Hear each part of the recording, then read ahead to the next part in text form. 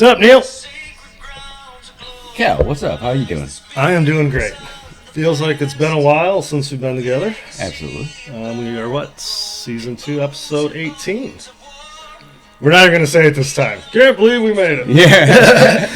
But it's good to be here. Absolutely. Be here. But we do have a very special guest. We have Jason Waggoner with us. Good to finally meet you. Yeah, man. Yeah, it's been it's been interesting. Yes, we'll get into that a little bit. Nice. But the song leading us in is your latest single, "The Scribe." Yeah. Which one I've definitely downloaded. Oh, I love it. Thank you. And I've been a fan of yours ever since I saw a video of you just doing a cover of "Hey Jealousy" by Gin Blossoms. Yeah. First of all, a little bit about you, because you know nothing. I have never actually spoke to you until today. Yeah. You know, we went back and forth on messages and stuff and whatever, but so where are you based out of, and give us a little bit about you. I live in Flint, the fair city of Flint, and I grew up in Clarkston, in a rural area about an hour north of Detroit. Are we an hour north of Detroit here?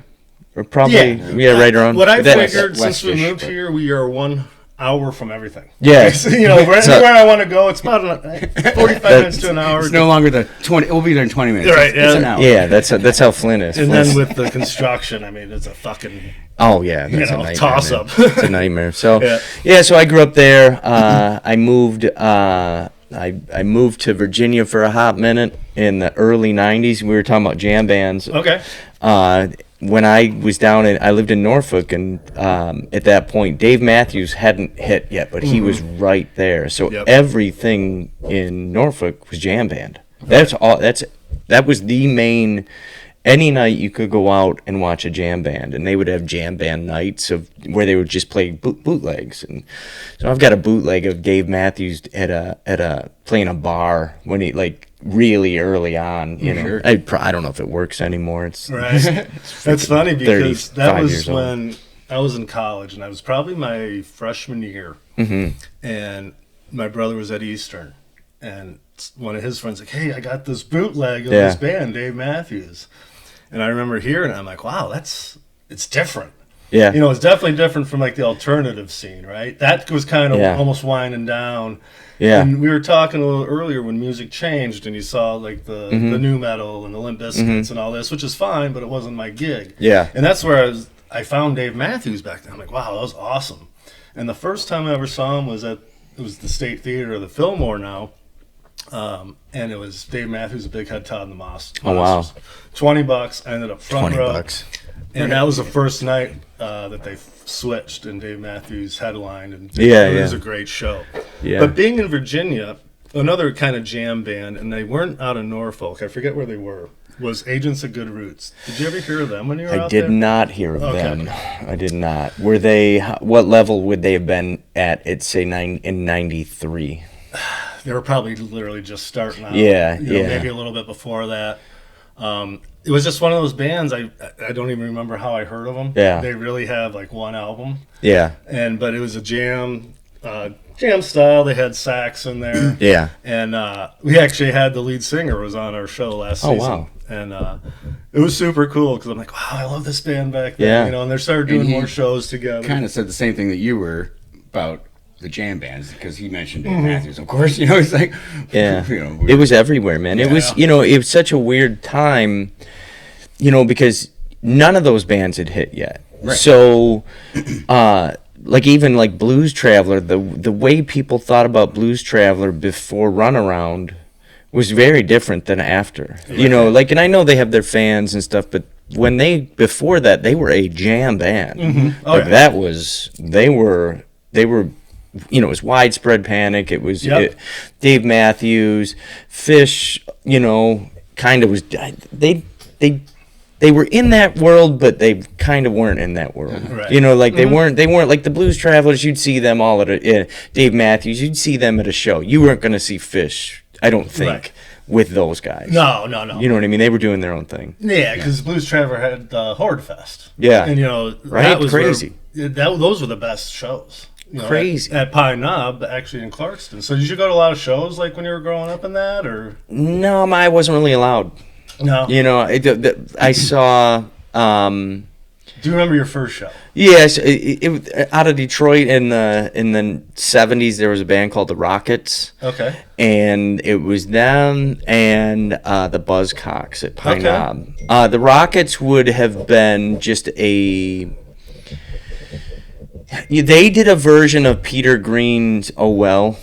Fleetwood Mac is known for their cover, but they did a version. They had a song called "Turn Up the Radio." They were a regionally big band. I think it had guys from the musicians were from Mitch Ryder's band. They were solid rock, and then they never made it past that level.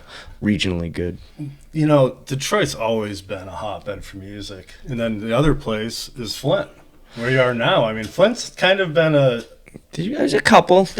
Grand Funk. Yeah, Grand Funk, and in Ready for the World was a Prince style R&B band that was massive out of Flint. Like they had "Oh Sheila" and they had a song called "Let Me Love You Down," and those two songs were so big, but they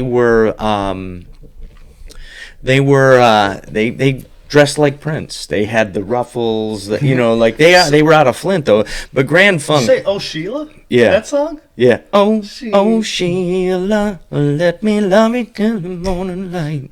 Yeah, that's out of Flint. And then the other one was exactly like Prince. Let me love you down. Yeah, I know both. That's crazy. I didn't realize that. Yeah. So, yeah, they were massive. So. Wow. We were talking. My cousin's band was out of Flint. They were the Crop Circle back then, the Crop now, and it was funny because I mentioned how they used to do sometimes Tool nights. Yeah. And it's crazy to hear that that's still kind of going on. Yeah, he's still doing that. Russ. Yeah, he's still. I forget his last name, but I can't remember. I've always just known him as Russ. I've never actually met him. Okay. One of my best friends has known him forever. They go, but yeah, he does the Toolology now. He still plays out. Mm-hmm. I see that he'll do some shows here and there, like acoustic stuff. But yeah, he does the Toolology once a year. And I know this year they did Machine Shop, and then they played a place in Wyandotte. Okay. So I've seen District. The District, yeah. I've seen 42 or something. Yeah, 142. Have you been there? Yeah, I've seen a couple cool? of shows. I went there before they were done with it. My duo partner, when I Andy Padlin, the guy I'm playing with tonight, he's a guitar player for a band called Sponge. No shit. Yeah. Sponge, yeah. Yeah. So when I do full band stuff, it's me and basically Sponge without the singer and one of the guitar No shit. players. Yeah. How'd you end up hooking up with them? Back in the day, I used to record at the Loft Studios in Saline, which was where they recorded all the Sponge stuff. And my band, we were just a nobody band. We were called She's So Huge out of Detroit. And I love it. but we had some regional success. Nothing big at all. But we would record at his studio, and Andy was in a band called Solid Frog at that time, and we did shows together. And once I started doing acoustic gigs, and Andy and I, we recorded a lot through then. We were acquaintances, and we talked and stuff like that. But then I was playing gigs at the Fenton Hotel, and I said, "Hey, dude, I need a duo partner. You want to?" And so from then on, we've been duo partners. I mean, that's 15 years, 16 years. Shit. Oh yeah, he's my best.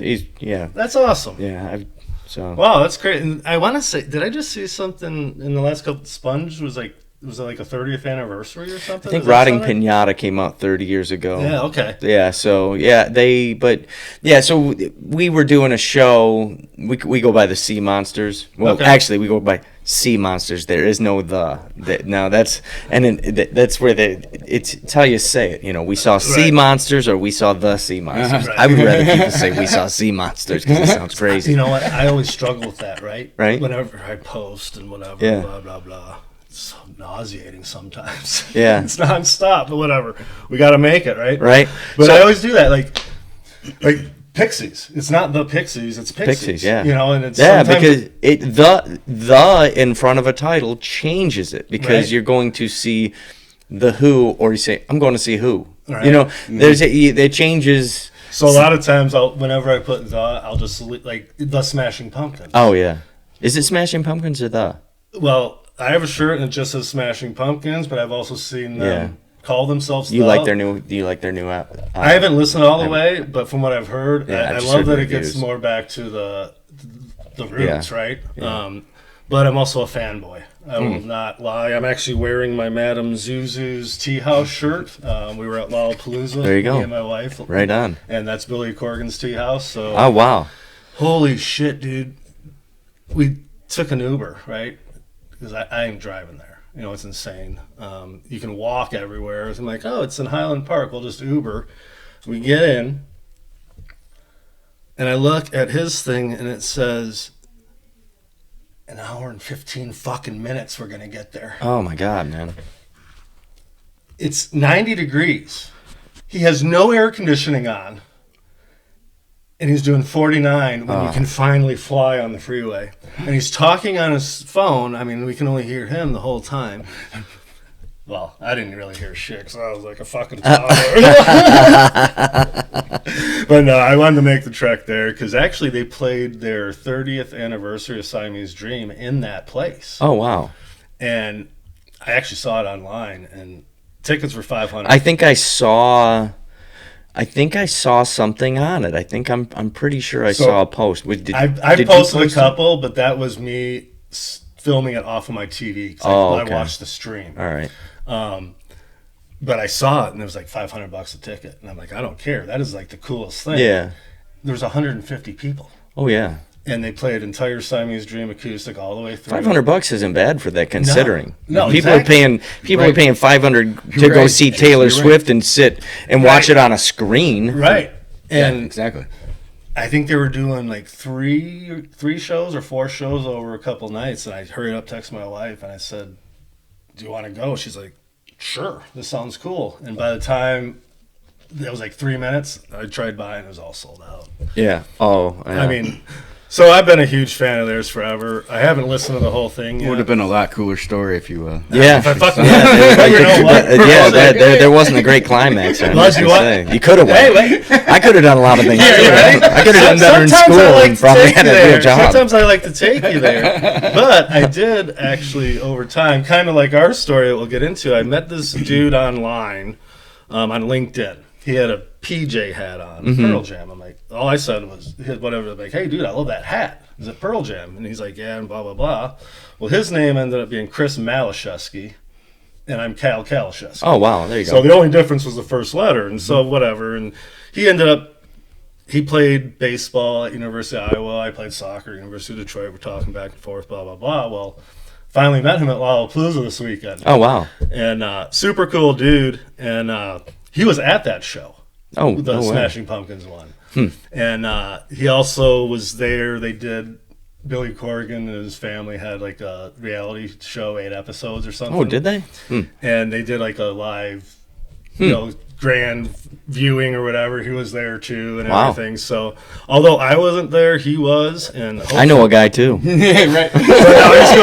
So anyway, when we go and see Pearl Jam in a few weeks, actually 2 weeks. August 26th. I'm going to meet up with him. We're going to have him on the show in a Oh, cool. So. Right on. Yeah, so my guy's, he's pretty cool, but yeah, I guess the story kind of sucks. But no, it was cool because I met him. He was a cool dude, but kind of like you, we've never spoke until he showed up here today. And it's funny because, I mean, we film in the studio, which is the basement, right? And it just blows my wife's mind. She's like, wow. So who do you have coming over today? I'm like, Jason Waggoner. She's like, who is he? I'm like, I don't know. I've never really talked to him. Dude, I was in a wedding band for a long time. No, I shouldn't say a long time. A couple of years. And every gig you would play with people you didn't know, really. So you would show up with, you could have, 8 dudes, 12 dudes, or eight people with, horns and stuff like that, and you wouldn't know anybody, and you'd be like, oh, here we go, man. And you're like, you're gonna play Uptown Funk again. Again and again and again.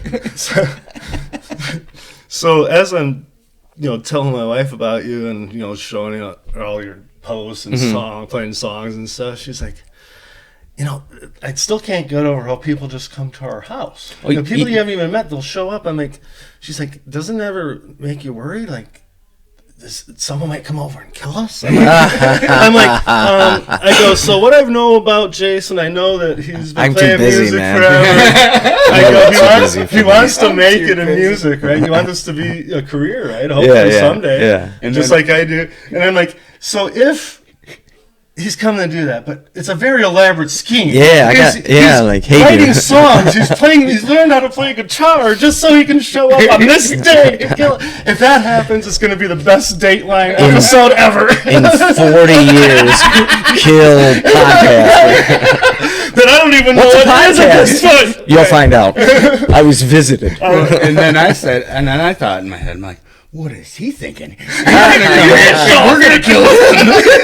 You're in my basement now. I'm in my basement. Come on down. What's that shovel for, dude? Don't even. And that's not for you to worry about. I just see him checking out in the green room, which is just our garage. Yeah, right. There wasn't like any nefarious things. Well, I walked out. I saw you guys out in the garage. I walked up and I'm like, well, is this where it goes down? And I'm like, and I see the green room thing. You're like, welcome to the green room. And my mom's sitting in there. These are your groupies, man. All right. We got it going on, bro. Yeah, no, you should have Andy on. Andy's a good guy from Sponge, or you could probably get him or the other guys from Sponge for sure. 100%. I mean, so our thing is we've had a lot of friends, family. Must be nice. Yeah, my wife still hasn't been on, but I think next month I think I've talked to her, and we got to have a big Lollapalooza roundup. And with Neil, and she's got to be there. She experienced it. So I think I might find. Is she a music fan? Yeah. Like you? Oh, okay. Because I know people are like everybody loves music. I'm like, no. She's definitely a music fan.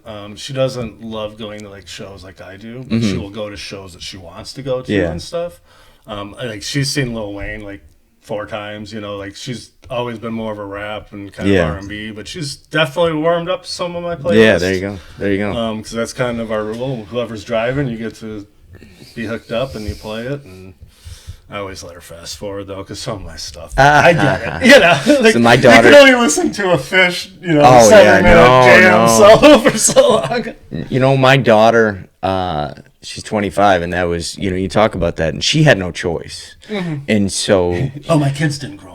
Oh yeah, no. So we, a lot of what I listen to is like 50s, 40s country, like Marty Robbins. My daughter loves Marty Robbins, loves it. So, she just grew up listening to that. And I also listen to, on Sirius XM, I listen to Radio Classics, and it's all radio programs from the 30s, 40s, 50s. It's like, if you were to go, you could go, they don't play this much. They have, but like Lone Ranger, my daughter loves Johnny Dollar, like just Abbott and Costello, but it's Jack Benny, all these like different people, and you hear you'll hear a show where, say, the voice of Fred Flintstone is an Italian gangster. It's the same dude, so I listen to that. So she grew up on that. Now she does her own thing. She works for, you ever hear of Robot Chicken?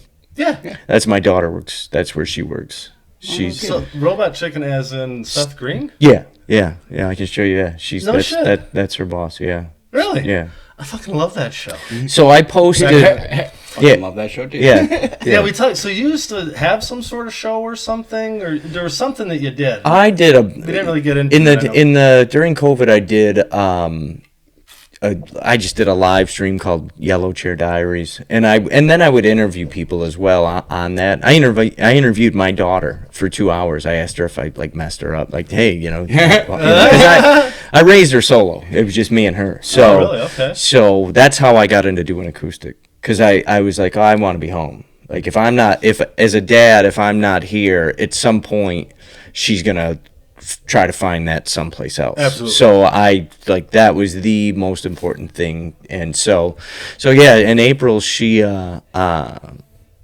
just I moved her out to L.A. and she started working for. She's an executive, so she just went to San Diego Comic-Con with Seth Green. That's awesome. So Right on. I've always loved Seth Green. I posted like an action figure, and it's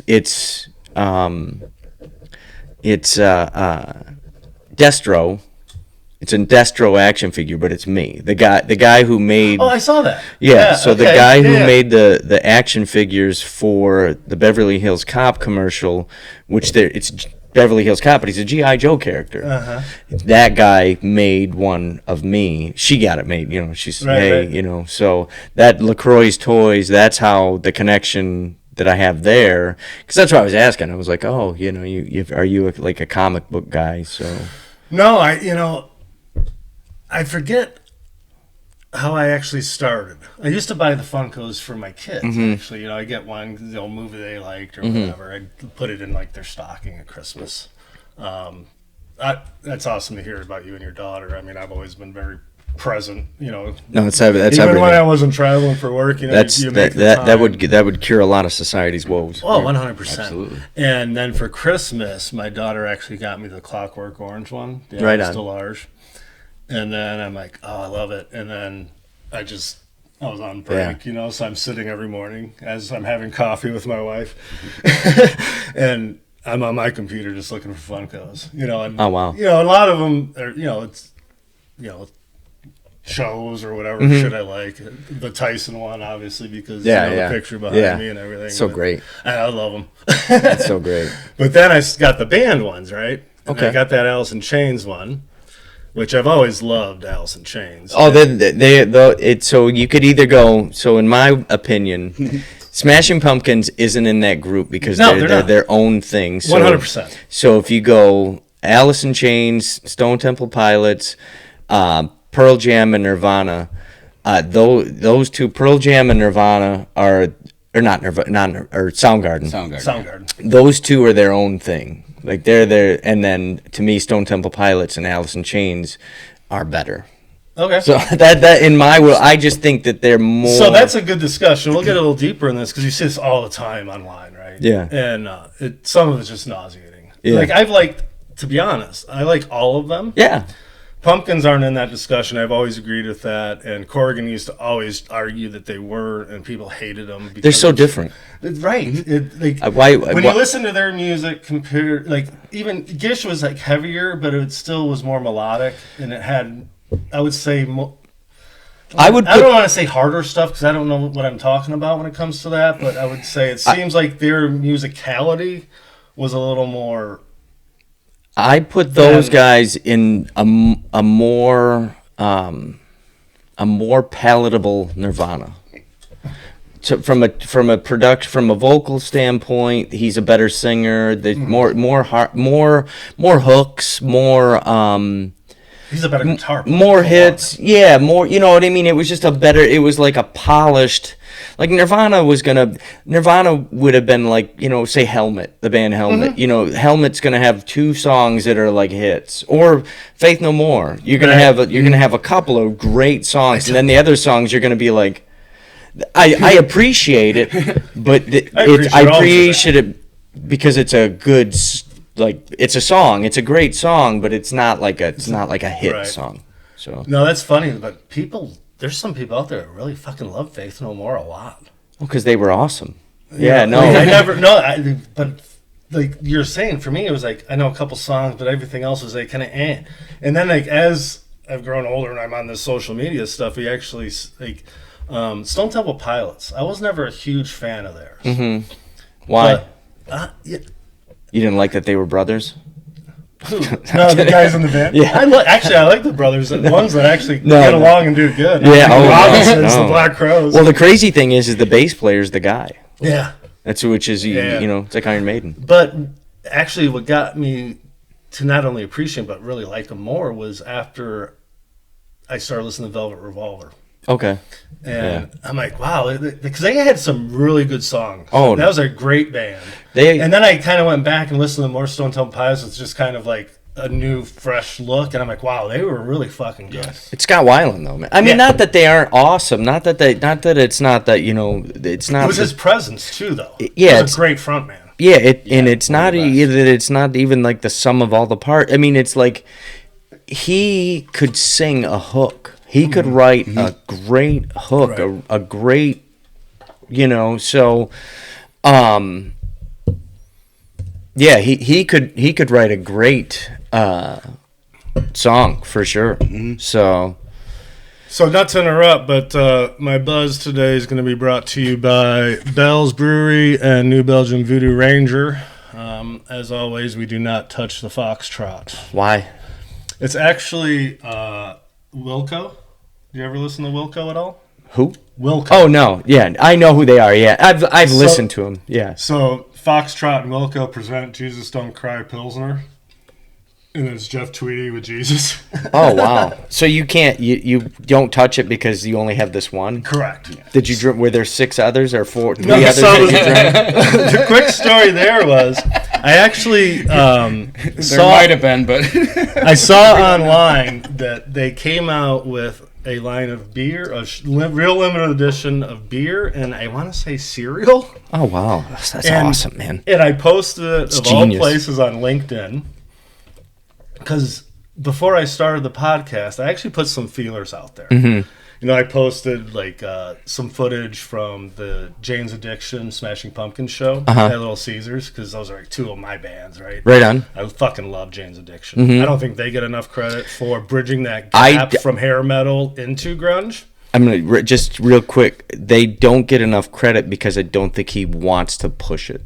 Yeah, I think that most in this day and age, if you're not as a band still trying to make people pay attention to you, a lot of times they won't know. And I think that Perry Farrell is the guy who is like, I'm good with this. Well, I can go make this much money. I can go play a gig and make $20,000 in a night. I don't need to go make, so millions.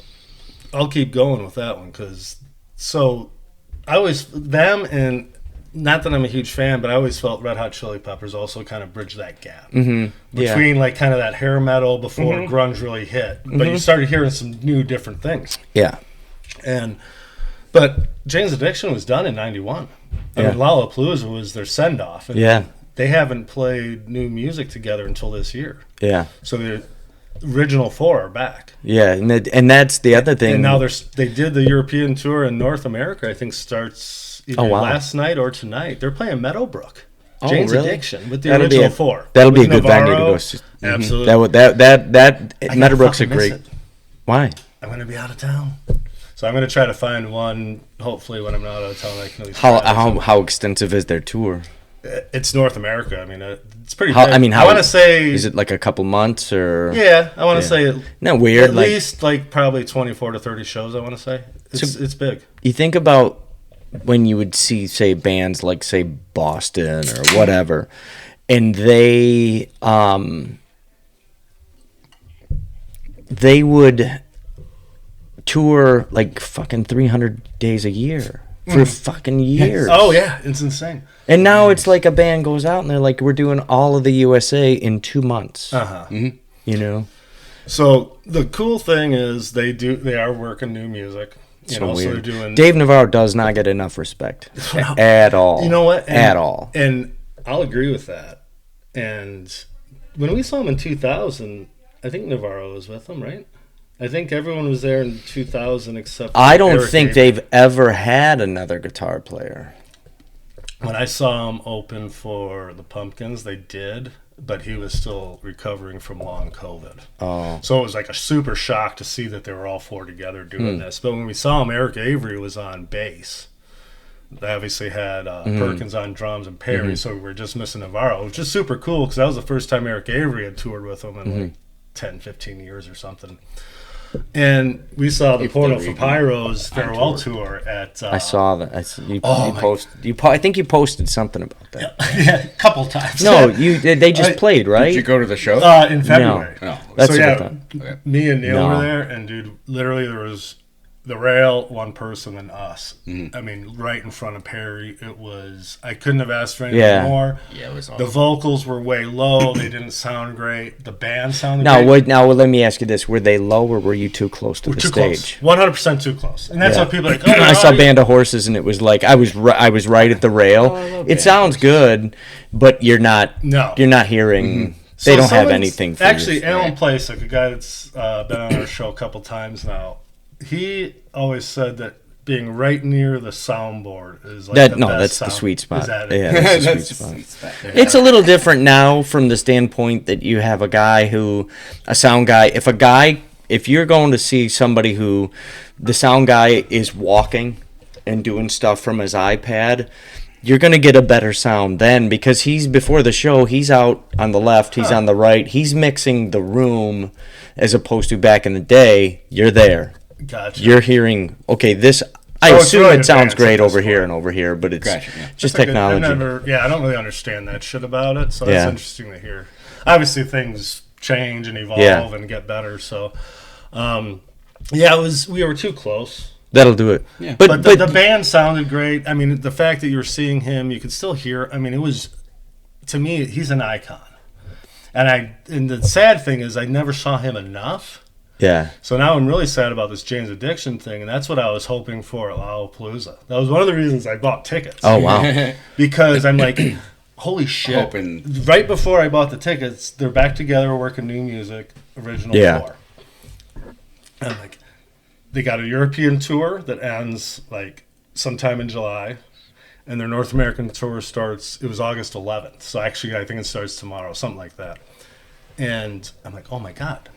And then they announced the lineup, and Perry's stage, he's got his own stage, is all question marks for the Saturday. I'm like, oh my God. The stars are fucking aligning. And it's the 20th anniversary of being in Chicago, and they're back together and this and that. And then like 2 days before we're leaving, they announced that it's Skrillex is his stage the entire day. They're renaming it Sunny's stage, and he started at noon.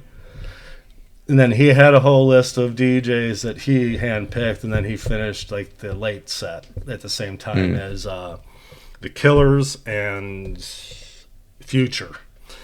And we caught Skrillex for a bit, went to Future. Not Future, the Killers. Killers were fucking great. They did 2 covers. They did Erasure. Oh, wow. A Little Respect. And love that song. Material Issue. Do you remember Material Issue at all? They're out of Chicago. They're kind of like, I would almost say a bridge between almost like new wave, and like an Erasure and kind of like grunge, but not grunge, but a band. Like I think they were a 3-piece out of Chicago, and they did a cover of Very First Lie. And I'm like, holy shit! At that point, I actually forearmed my wife, almost knocked her over because I was so excited because they had just done the Erasure one. Because I grew up with my brother, like, and his like music is all over the board. Yeah. Like when we started, the reason we're called Two Dudes. Me and Neil one night were at my brother's house. We called it home base, or at least that's what I call it now, because that's where everyone would kind of show up before we go to shows and stuff, hang out, after party, whatever. It's like 3 a.m. Me and Neil are hanging out in the basement, and he's got a wall of like 500 CDs. Oh wow! We got a tape, 60 minutes each side. The big dog. Oh yeah, yeah. And we said we're gonna make the best mixtape ever known to man. And we had some rules, but the strict rules were we had to agree that the song deserved to be on this tape. You could only have a band one time on each side, but you could have a total of 2 only. One side. That seems reasonable to me. Absolutely. And we called it Two Dudes. Oh, there you go. It was the best mixtape ever. Ever. Absolutely ever. Where's its shrine? Exactly. There's no copies of it. Oh. And then I had it at one point. 10 or 12 years ago. Well, it's actually my brother probably has it with that University of Detroit, University of Milwaukee semifinal game that went probably to a shootout. Where, we won and everything, and I was the goalie. But he swears he has that tape for the last 10 years. Oh my god! I just gotta find it. Yeah, just gotta. I'm like, can you point me in the direction? I'll find the fucker. And the two dudes say it's probably with that bitch. Yep. Go over there with a divine. Maybe you get up there and they'll just lead you to it. It was probably like 6 months later or something, same scenario, and we made Two Dudes Part 2. So when we did the podcast, I'm like, we got to call it Two Dudes. That's cool. That's cool. We almost called it Two Dudes Part 3. But we called it Two Dudes and Killer Tunes because, when you go to a show, it's like you see that killer fucking tune. And like I just said, killers at Lollapalooza sing like A Little Respect by Erasure. Yeah. That was the one that was like me. It's like, I will never forget that. Yeah. Do you have when you were you've obviously been playing forever. Like, when did you actually start playing and picking up a guitar? So I started since I've forever. My earliest memory, all I've ever wanted to do is play music, and it comes from psychological stuff. But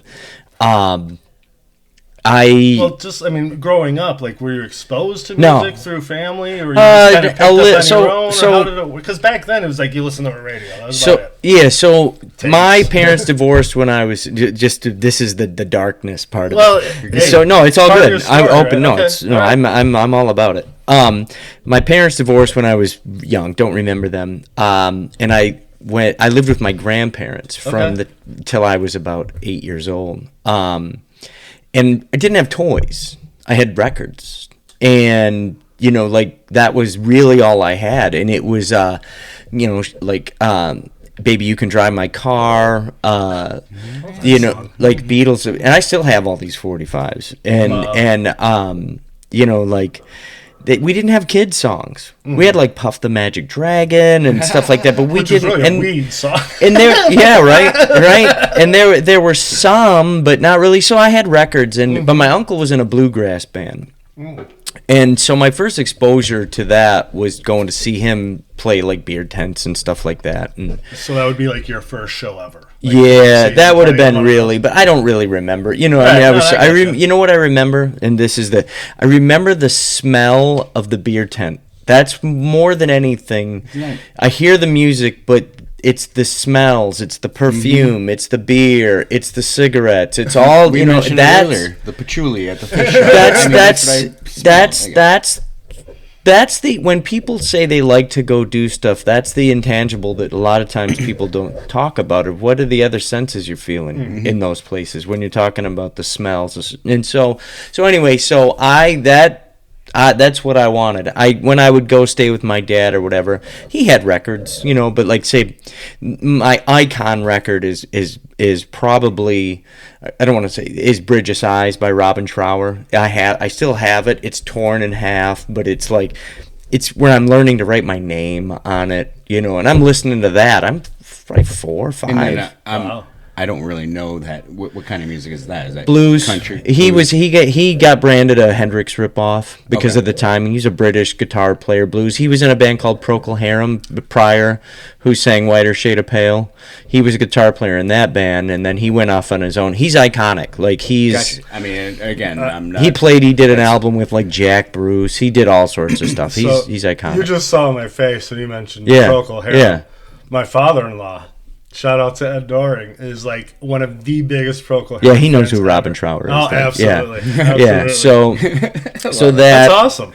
So that, and then I got my first 2 records were that somebody bought for me were Abbey Road and Magical Mystery Tour. And if you think about it, that was only 8 years before I was born. Right. You know what I mean? You think about like time, that was it just wasn't that. It would be like somebody buying, now an album from 2007 for me. Mm-hmm. You know what I mean? Like, here, take this. So anyway, so I listened to that, and then I wanted a guitar, and my dad was like, no.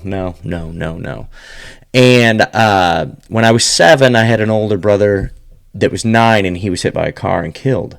And my mom, with the money from that, which there wasn't much. She bought me a guitar. And so just an acoustic guitar. I still have that as well. And so I started taking lessons at about 8, down in the valley, the Unicorn Song. Just, that was, they were the recent hits, man. Right. Down in the Valley was a staple, Right. The movie Stir Crazy. I don't know if you've ever seen the movie Stir yeah. Crazy. That's where Richard Pryor. Yeah, that's the song that Grossberger sings. And it's beautiful. He's like, it's just so he's like, down in the valley. Was Grossberger the big He was the heavy dude. That they were all afraid of. And that was it where they mellow him out and they're playing cards and he's singing Down in the Valley. So that was I haven't seen that in so long, but you never forget that. Yeah, shit. so that was a big song. So I started playing then, but I didn't. I was 8. So Well, but real all quick, intents and that's what I was wondering. Real quick. I mean, like, I already said this. You have a freaking wonderful voice. Oh, thanks. Like, did you know that as an 8-year-old? You're probably like soprano. Or to go into that further. Like, I've been singing to myself. Gotcha. Since I was. That's all I had, dude. I didn't have, I had, the toys I had were my dad's toys. My grandparents were doing, 1975 grandparent things. They were old people. Like, in hindsight, they were probably my age, but looked 70. My grandpa. It's a lot harder, 52. My grandma's job was to take care of my grandpa, not a grandkid. So I was just kind of left there, so I just was singing and stuff. That was where music was. That's all I had. That's and so I started playing electric when I was 13. I got a BC Rich Warlock, and I wanted to play Dokken, and I wanted to play metal. That was my jam, was metal. And I would sing, and I would sing to myself, and I knew I could sing in the car, but man, when you have people in your life that are saying, "Nah, that's not. Don't do that. That's not for you. That's okay to do that, but you need to prepare to get a job, not college, get a job, that kind of a thing." So you just don't, if you don't have that, if you don't have the I live on the streets and I'm going to do what I want, or have parents who say, "Hey, let me guide you down this path. This can work."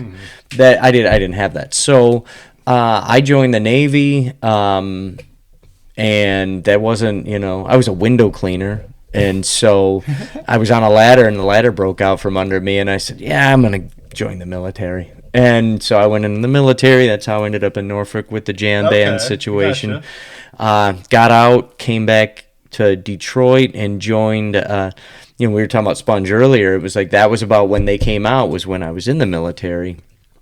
And I was like, oh, a Detroit band. But I was a jam band guy. That was where, to be honest, that is where I don't necessarily subscribe to the jam band sound as much as I want to play my instrument. Yeah. I don't want to necessarily be confined to the structure of a song. Always. Gotcha. I understand the necessity of it. Even Robin Trower, he's a blues guitar player. He's it's jamming. It's I had a beagle named Santana because, Carlos. Yeah, like it's jam, even though it's not, he's super structured. Well, no, absolutely. And I totally get what you're saying, because that's what I like about live music too, right? Because you're not just hearing the recording. And there's some bands that the recording just doesn't do them justice. No. No. To me, Dave Matthews is one of those, especially early Dave Matthews. They did a lot of that. I mean, Blues Travelers one, Rusted Roots probably one in mine, where Rusted Roots like a jam band version of Clutch, where they just still do, like, they've never had like a super downtime. They've just always been like, we're gonna play this size venue for 30 years. Yeah. And they put on some of the greatest shows ever. I've never seen them. That's the band. Really? Oh my God. That's the band I've probably seen the most. I was going to say. I only know the one song. Send Me On My Way. Yeah. Because every commercial or movie. Yeah, right? You know how much money they probably make off of that, though? Oh, Jesus. My God. Just that. Another commercial. Here's $30,000. It would have been 94, and that was when I first heard When I Woke, like their first album.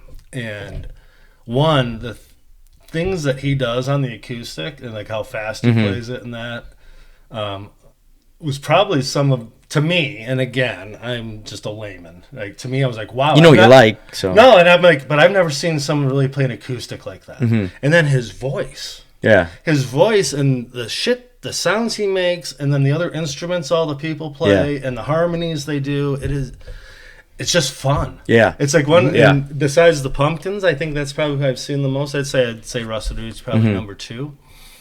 Sometimes as an opener, sometimes, yeah.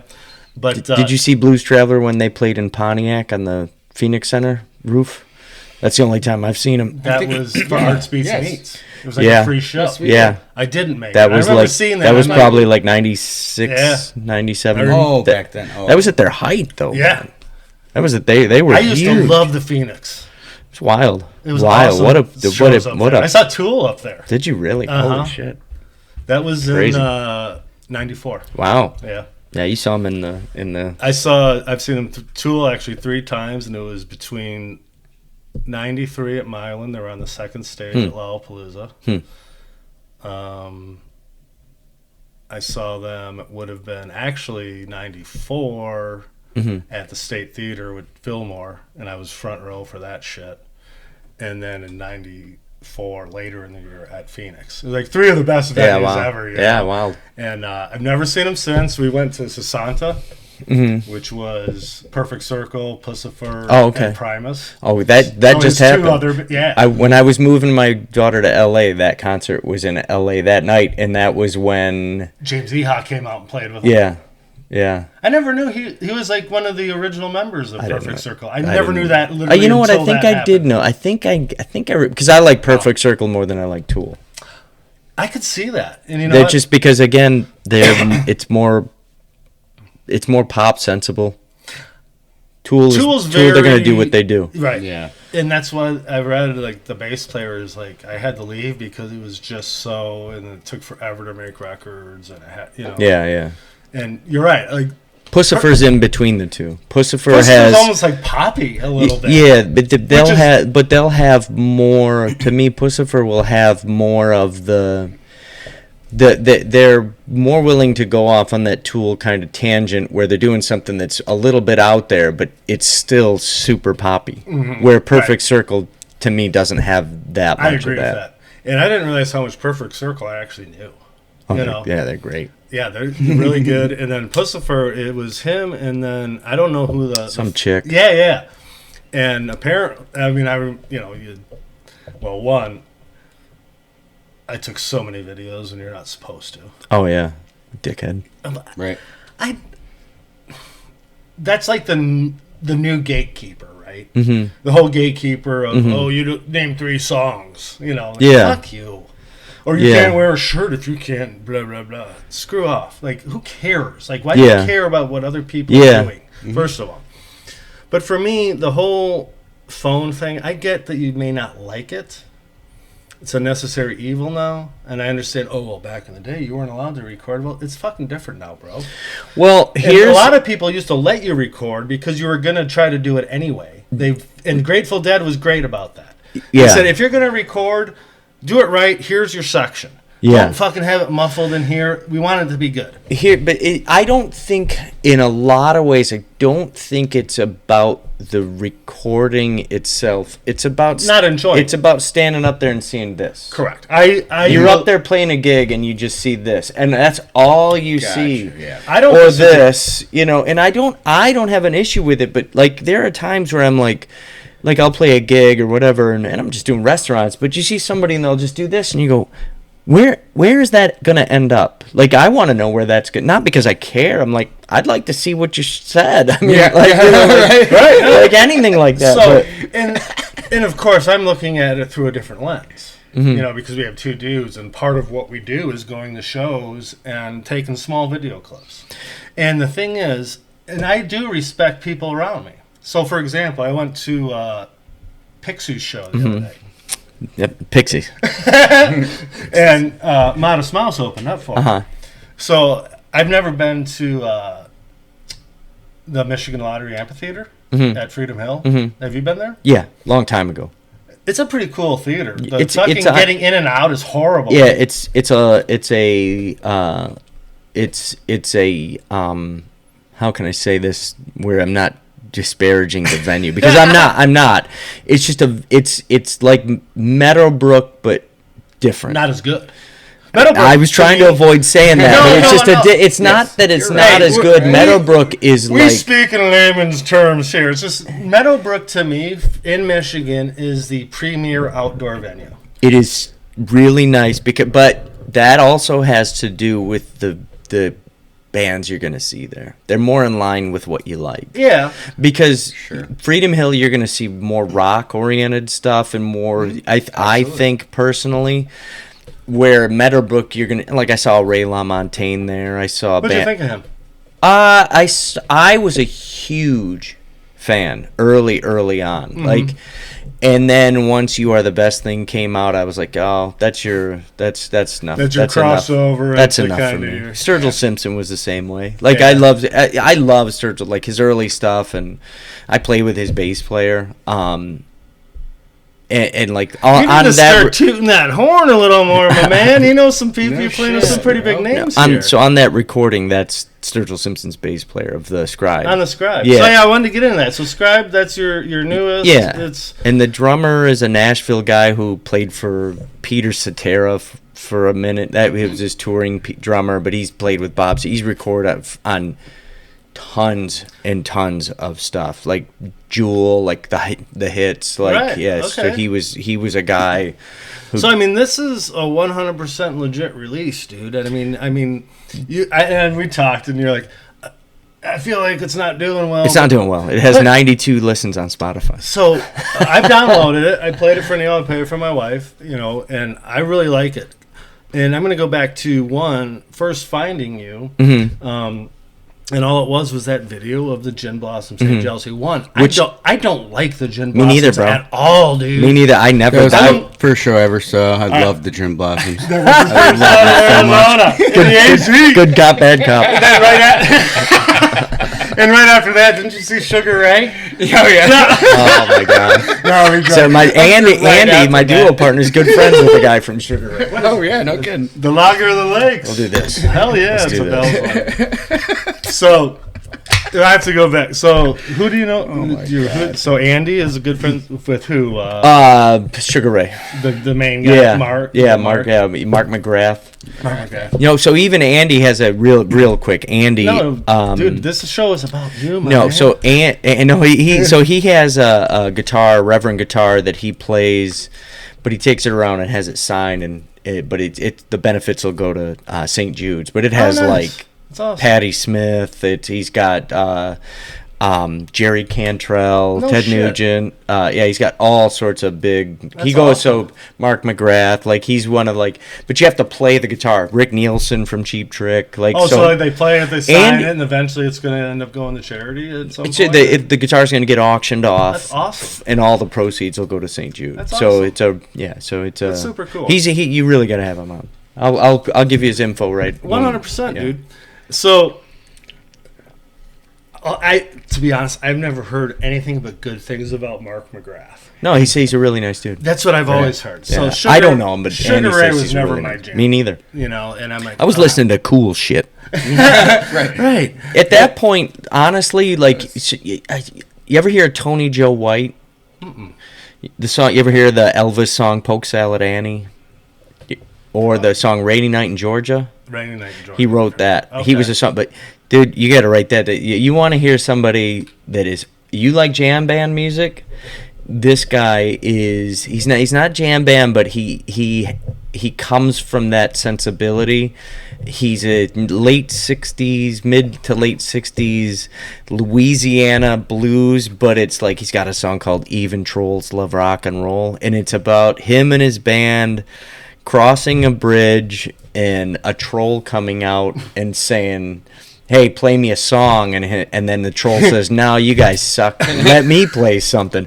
And it's like, but it is his greatest hits album is one of on here. It's one of my it's a top 5. So yeah, that's what we haven't talked about. I mean, we've been all over that from place. But actually, I want to finish up with the Scribe. Actually, Okay, so So obviously I follow you. I see what you're doing, and you came out with, I think, a song even before the Scribe. A song called Tilted Halo. Yes. So. And it seems like this one had a little more to it, though. Like, I think you had a writing partner, maybe. Yeah. The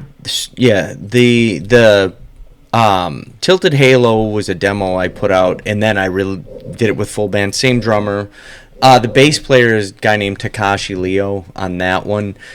Chuck was he couldn't get to it, so I a buddy of mine, Takashi, who's played. There's a video of him on Ellen. They had an Asian kid who was playing Crazy Train, but they wanted an Asian band for him, so they had Takashi.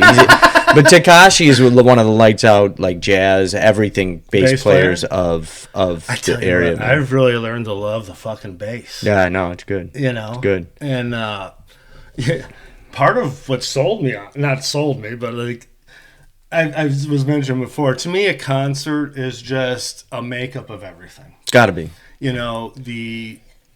The instruments. You have the bass, you have the drums, you have the guitar, you have the voice. The lyrics don't matter to me. It's all that works together. It's the environment. It's the people.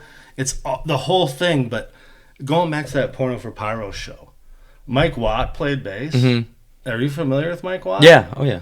Holy shit, that guy's awesome. First of all, he looks like Harry Carey now. And, I mean, and to be honest, like, I obviously heard Mike Watt play before, but you never really pay attention. To me, in my mind, like, I never knew music like that. Yeah. But then when Porno for Pyro was coming, they're like, oh, the main bass player who played with him forever wasn't going to do it. Mm-hmm. And I guess Mike Watt played shows and stuff throughout. They were all knew each other then. Right. They were all in that scene. I don't even want to call it incestuous, but they all know each other. They can all jump in. It's a business, man. Yeah, it's a business. It's a business. And you know what? Those guys grew up together. They were jamming the whole time anyway. And what my hope was, Jack Bates, who actually plays bass for the Pumpkins now, touring, he also plays bass with his dad and Peter Hook and the Likes. His dad's Peter Hook. Really? And when they play together, it's dueling basses. Oh, wow. On the stage, him and his dad. You ever listen to Morphine? Oh, some Morphine. And so every once in a while, I'll just text, or not text, but DM like people, and I'm like, hey. When you'd to Jack Bates, or whatever. You know? I was just talking about that earlier. Like I said, my wife usually goes to bed early, and then I stay up a few hours. That's when I do all my social media shit, And like every once in a while, I'll to Jack Bates, because he was like a huge Jane's Addiction fan. He actually played on stage with him at one point, and then Billy Corgan had him on stage playing. And he was like, "Hey, you want to tour?" And that's just how it happens, Kind of almost like you're saying, you end up just playing with people. Yeah, but. The one thing I saw was Jack Bates played bass on stage with Jane's Addiction when Jane's opened for him. Mm-hmm. And then when Porno didn't have a bass player, there was a question. I'm like, hey, dude, are you playing bass with these guys? And they're like, no. But I'm kind of, like I said, I'm kind of a fanboy. Going back to Perry Farrell, right? We're at Lollapalooza.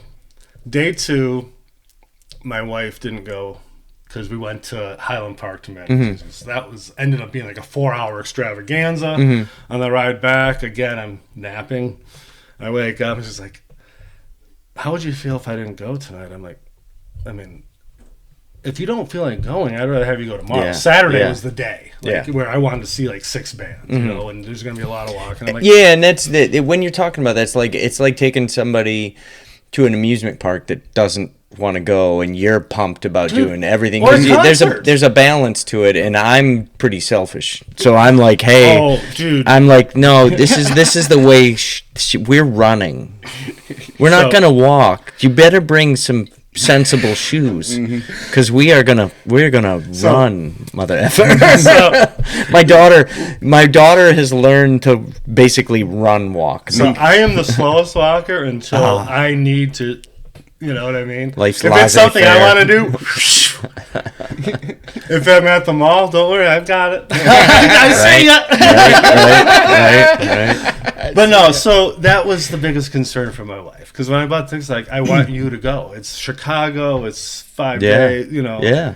And a buddy of mine flew from L.A. to it. Oh, really? Yeah, he was there for her big thing. Her main concern was going there and like me being disappointed because I'm the fucking go-getter. Yeah. But I also had to take a step back. I'm like, I can't do that. I want to actually have fun with my wife. You know, so it's finding that balance. So, you know, we drove in Thursday. We got there about 3 or so and tooled around. Like, we were fucking newbies. Like, we didn't do it right. We were on the sun the whole time. You'd never been to it? So I went 92 to 95 when it was touring. But It's a different animal now. Oh, totally different animal. And it was the festivals have changed so much since then. So obviously I follow festivals. I've watched them streaming and that. But until you're there, I will tell you what.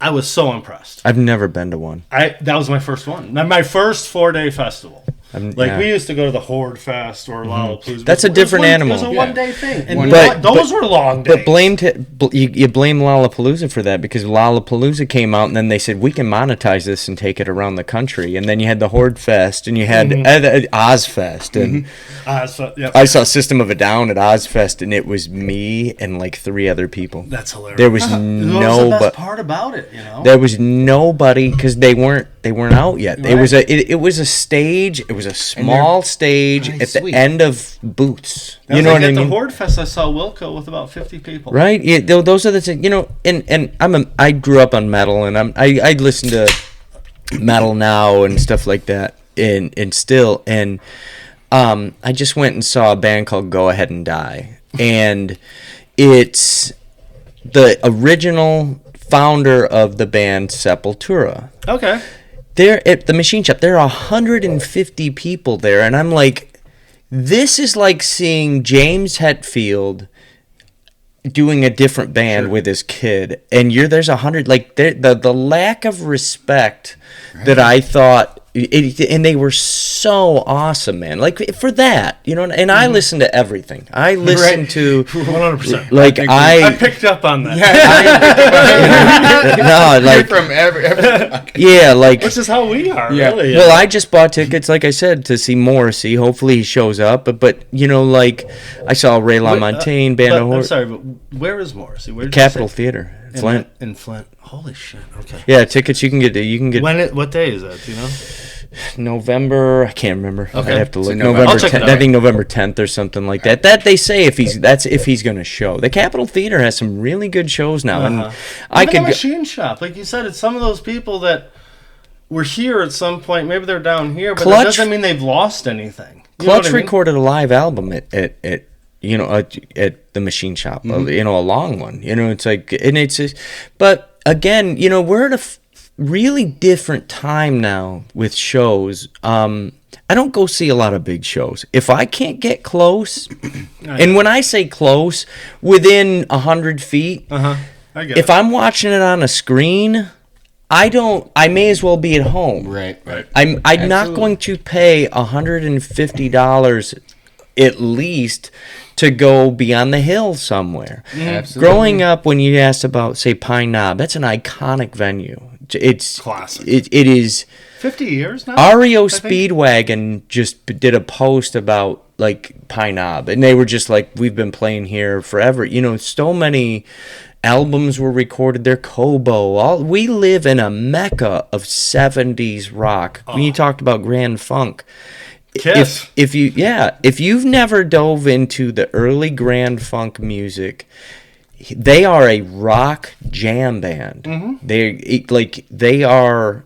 It is. You just sit there and go, oh shit. Even like the Simpsons referenced them. And it's funny. My daughter just hung out with Matt Groening, from the creator of the Simpsons. I have to say this. I'm sorry. I don't want to cut you off, but we talked about Seth Green earlier, and I didn't mention it, but I wanted to. My favorite movie that he is in is Party Monster. Have you ever seen it? I've never seen it. I'll ask my daughter about it though. It's the she's probably never seen it. You know the story though. The Michael Ailig story. The Club Kids back in New York in like the early 90s, where it was like just insane. They dress super weird and they supply all the drugs. Wait. What's it called? Party Monster. Party Monster. I've heard of it. I've heard of it. Yeah, so I read the book first, which was in fucking insane, right? Because the book's always better. And I mean, the crux of the story, this Michael Ehrlich ended up being like this huge promoter for all of these clubs in New York, and he would bring all these party, club kids, and they dress super weird and then just go nuts and just drugs everywhere. Well, he ends up killing his drug dealer and putting him in a box and floating him in the river. And it's like this whole story. And then they came out with the movie, and actually Macaulay Culkin plays Michael Ehrlich. Oh, okay. And then his right-hand man, and I forget the character, well, not character, the real person's name, I forget, but Seth Green. Oh, really? Plays his So he's the buddy main character in the movie. Oh, yeah, you had Macaulay Culkin, and Seth Green was like... In fact, the book was written by the Seth Green character. Oh, okay. Like, so it's a first person, and I remember seeing that, because, I mean, you see Seth Green, he's fucking hilarious. Yeah. People know him from Family Guy or, like, Robot Chicken, but this movie was, like... I mean, a serious role in seeing Macaulay Culkin and stuff. I mean, you've seen it, right? I've not seen it, but I know me and Keith watched it for sure. I would encourage anyone to watch that because it's a total departure from where you would normally see Macaulay Culkin. Just real quick, I know they can't see this, but that's hilarious. So that's your daughter right next to you? Oh. That's my kid. Oh, really? The one that's dancing. That's awesome. Yeah, she's living her best life, man. Dude, that is so good to see. And, I got to give props to you because way back when she was born, I took her when she was 9 months old. 9 months old. So, yeah. I mean, from that, and she's living her best fucking life. You did your job, dude. Oh, no. That's all we can do. We can try to teach them and show them the mistakes we've made, how we can learn and coach them. And I hate to say the word coach, but I'm a soccer guy. Oh no, but that is. And there's a balance. You have to talk to them because they're gonna do shit. So be smart about what you're gonna do. And this is. I can go into the weeds about all this stuff. I've got like 13 years of therapy, because I had my own shit that I had to take care of. Right, and if you don't, you're gonna pass it on. As a man, we don't talk about that enough. And I'm not like a touchy feely what I'm saying is you don't say. I am not my kid's friend, man. I mean, now I am, right. But I'm not here to be your buddy. I'm here to make sure that you're not a dickhead. Right. And that's my only job is to make sure you're not a dickhead. Yeah. You're not my motherfucking bestie. Not to impose your views on them. No. Just to show them the world. People does she play music? No. People. I don't want. No, I want her to. Awesome at soccer. I'm like, no, they never played. Seriously? Yeah, I'm like, do your thing. Right. Do your thing. Now I will say. I will say when she was a kid, was really small, she would take her flip phone and make stop animation films. She was a little kid, but then, it was, I need to do this or I need to do that, and she was going to Western for education or something, and she was like, I don't know, I don't like it. I said, listen, just do me one favor, apply to art school. Just apply. That's all I'm asking you to do, and see what happens. She applied to art school, so she also... And with that, she started doing stuff, but so she restores cartoons. So she restores vintage, Popeye, Betty Boop, the first cartoon, the actual film, the film. Oh, So when you see she works for a woman, Jane Fleischer, who her grandfather was the creator of cartoons. Wow. Him and Disney were. They were together, but he went another way with what he was doing, and it's fascinating. So she got into that, and then she started and I this is the other thing, man. Network. Don't be a dick. 100%. Network. Just talk to people. You will always find something in common with somebody. You will always. Dude, I say that all the time. Always. Whether it's dude, I'm like. Start from there. Start from there. It doesn't matter. And people will go, you're pandering. No, I want to relate. I just want to relate. Because Dude, I say that all the time. Whether it be business, personal, whatever. And I mean, live music does that naturally. It brings groups of people together that, one, don't have common views a lot of the time, but you're connecting at that level, at that point in time, and it doesn't matter if you ever agree on anything ever again. But you're all there for the same reason. I agree. And that's why live music, to me, has been so special. Yeah. And you talk about, like, mental health and all that, and I mean, I'll be the first to admit I've dealt with anxiety. I dealt with it for fucking years, dude. Dude, I think about putting a bullet in my head over just, like waking up. It's morning. Oh, I just wish I could end this. Absolutely. No, but I will say, even for me, it's like I would think about shit that happened 10 years ago. Mm-hmm. Yeah. That happened that I have no control over. It's already happened. No one fucking cares about it. Why am I thinking about it? You know what? And my wife actually said, maybe you need to do something. And I talked to someone or whatever, but actually was just talking to my doctor, and I took medicine. Yeah. There's nothing wrong with that. And I will tell you. I take medicine too, motherfucker. No, but it was like, once I did that, and like after a certain amount of time, all of a sudden, I just felt right. You know what I mean? Like, no. And I mentioned my buddy Chris Malashevsky. He's a huge mental health. He's got a whole story that. No, you'll actually see when I interview him. But he actually started like a charity. It's called Walking Tall, and it's about not only men, but that's kind of the focus. Is everyone's always struggling with shit. Walk tall. Help that person get up to walk tall with you. And that's what his real drive's been. And actually, it's funny because this dude. My guy, right? Yeah. But I know a guy. Right, exactly. But no, like you love that guy. He switched jobs. All of a sudden, this dude's like an auctioneer for a charity. So like, what a wild time we live in. And it's like I talked to him. He's like, I never imagined doing something like this. Yeah. But all of a sudden, because I'm like, you seem to know everyone. Like I said, he's at the Smashing Pumpkins thing. He, is at this thing with this person. I'm like, everyone. I'm like, what's the connection? He's like, dude, I just talk to people. Yeah. To have a genuine interest in people. Like, when 100%. I first saw you, I'm like, first you're, seeing the music. Oh, that's cool, And then I saw, when you talk about the scribe and you talk about your tattoos, obviously you're tatted up and they all mean something. So I want to know more about that right now. Oh, okay. Because that's what I'm saying. Is like, it goes deeper. And like, for me, it's having those genuine connections. And that's, this show's about us having people on. Even if you haven't talked to each other in 30 years. Even when you talk about soccer, you talk about soccer and you talk about, that it's such an interesting sport because it is everywhere. Mm-hmm. It's not football. Football's not everywhere. Baseball's not everywhere. Sure. Soccer is everywhere. You could meet somebody from Saudi Arabia and have a conversation about soccer. Yeah. You know what I mean? Or freaking Iraq, and you could hate each other or whatever. You pick your poison. You could find something. The French, you actually hate us, but you can find a common ground on soccer. Yeah. So, but I'm not sure how they hate us because I'm only saying their ass a couple of times. So anyway, I have a tattoo on my back of a bodhisattva. You talked about meeting him, the monk. Yes, yes. So a bodhisattva, it's a Buddhist. It's basically bodhisattva would be the Buddhist somewhat version of Jesus, but instead of going on a nirvana, not the band, but nirvana, you stay and you enlighten people because you've been through the fire, man. Right.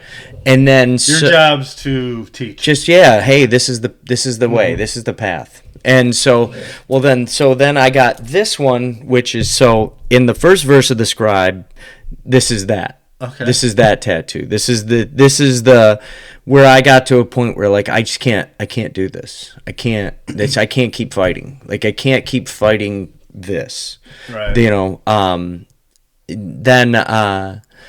so I had that one for a while, and so my daughter, a guy in Waterford did this one. But then this one is so the other one is to be clear, I'm a fan of the sleeve. Yeah, I am a fan of the sleeve. Who would have thought? I don't have a single tattoo, to be honest. Right, yeah, neither. But I will say, it's because you're weak. No, well, no. You're so my weak, wife Cal. has a couple now, and I told her all Palooza, I think I might be ready for one, and I think I know what it might be. Go to Consolidated Tattoo. I saw that. Oh yeah. You So know, obviously been around for a while. Is they Flint or yeah, right down. It's old school. Yeah, It is nice. old school. It's I would, if I get it, I'm going to Consolidated. if you were gonna say if you were on shore leave in Japan in 19, you would go to a place that he was gonna give you an anchor. That's this place. So go with that. Yeah. So what's this one? Yeah. So the second verse is on one side rides a god. So this is Apollo, intoxicated by his muse. So that's the person who causes him all his pain and all his joy, and that's who he writes about. And he's riding he's being pulled by a chariot, and there's horses and stuff like that. So that's the second verse. And then I went to Consolidated and got this. And so that's your newest? Or? This is a quill. So it's not, people go, it's a feather. So Right. but it's a quill. Yeah, but it's so Yeah. He's a huge George Washington fan. right. I was like, those men. Imagine being the guy who was like, this is a feather. I can write with this shit. All I needed is to put it in this friggin' octopus ink and we're golden. So anyway, so this one. Could you imagine those times? So I went and I was like, I talked to my daughter one morning. I was like, hey, what do you think of this as a tattoo idea? And she was like, oh, that's cool and whatever. So I went to Consolidated that day and I said, hey, what can you do something like this? How much would it cost? He's like, oh, a couple $100. He said, when do you want to do it? I said, he goes, how about now? I said, and right then you go, oh, that's forever. You know what I mean? You got to make a decision that goes, that's there forever. Yep. Do I trust you? Like, I don't know you. I don't know your work. I don't know. I've never seen a picture of what you've done. Like, you know, I know a guy in high school got a Chester cheetah on his arm, you know, and I'm like, all right. We know a guy got a couple of Adidas tattoos. Right. Tommy Hilfiger. Yeah. Lotto from people. Lotto. Wasn't that a soccer shoe? It wasn't. Never on this guy. I was Adidas all the time. I had one pair of Lotto. I had a pair of Lottos. I was a poser though. I had Adidas all the time. And there was a stage I had. I tried Lotto because I was trying to be a poser too. Right. I was like, right. I'll try some Lottos. Yeah. So anyway, so I went in and it was like, I said, okay, let's do it, you know. And so he laid it, and my arm was pretty hairy at that point still. So he laid it out. He was like, okay, cool. I'm like, yeah, cool. And so that's where all the video was him doing, the video for the scribe is him doing this. But when he laid it out, you couldn't see this scar, which you can't really see. Was that meant on purpose? Where No, it looks like it's no. right in the scar? No. So when I was in the Navy, and not me, Jason had a slight drinking problem. Not me, Jason did. His alter ego. Jason back then. Fucking Jason. And so I was with this group of people. We were hanging out, and me and this dude, we were just each other. We were playing this. It's all covered over here, but we were just being stupid, playing. Who could cut themselves the deepest with this fucking knife? And so I was like, yeah, I got you. He was like, yeah, I'm good. I'm just bleeding all over. You won. I'm like, I need a butterfly bandage on this. And but it just when it laid it out. So the song is about, you know, it's about you're writing your story, man. Right. And you're not done. I'm 52 and I'm trying to start a music career. Like, so I played in a band. I toured with them as a guitar player for a minute. I practiced with them for months. But a band called The War and Treaty. Okay. They just did of Warren or is no it just War and Treaty. War and Treaty. They just did Austin City Limits just a couple months ago. They're big. They did a song with Zach Bryan. They did they played a show where they got up with. They're big. It's a couple. It's a couple. Their wife and a husband. Okay. And, they are old school, like revival music. Okay. They're interesting. Okay. So, but anyway, they're. Would you call them Americana? Yeah, that's who they yeah. Okay. Yeah, they.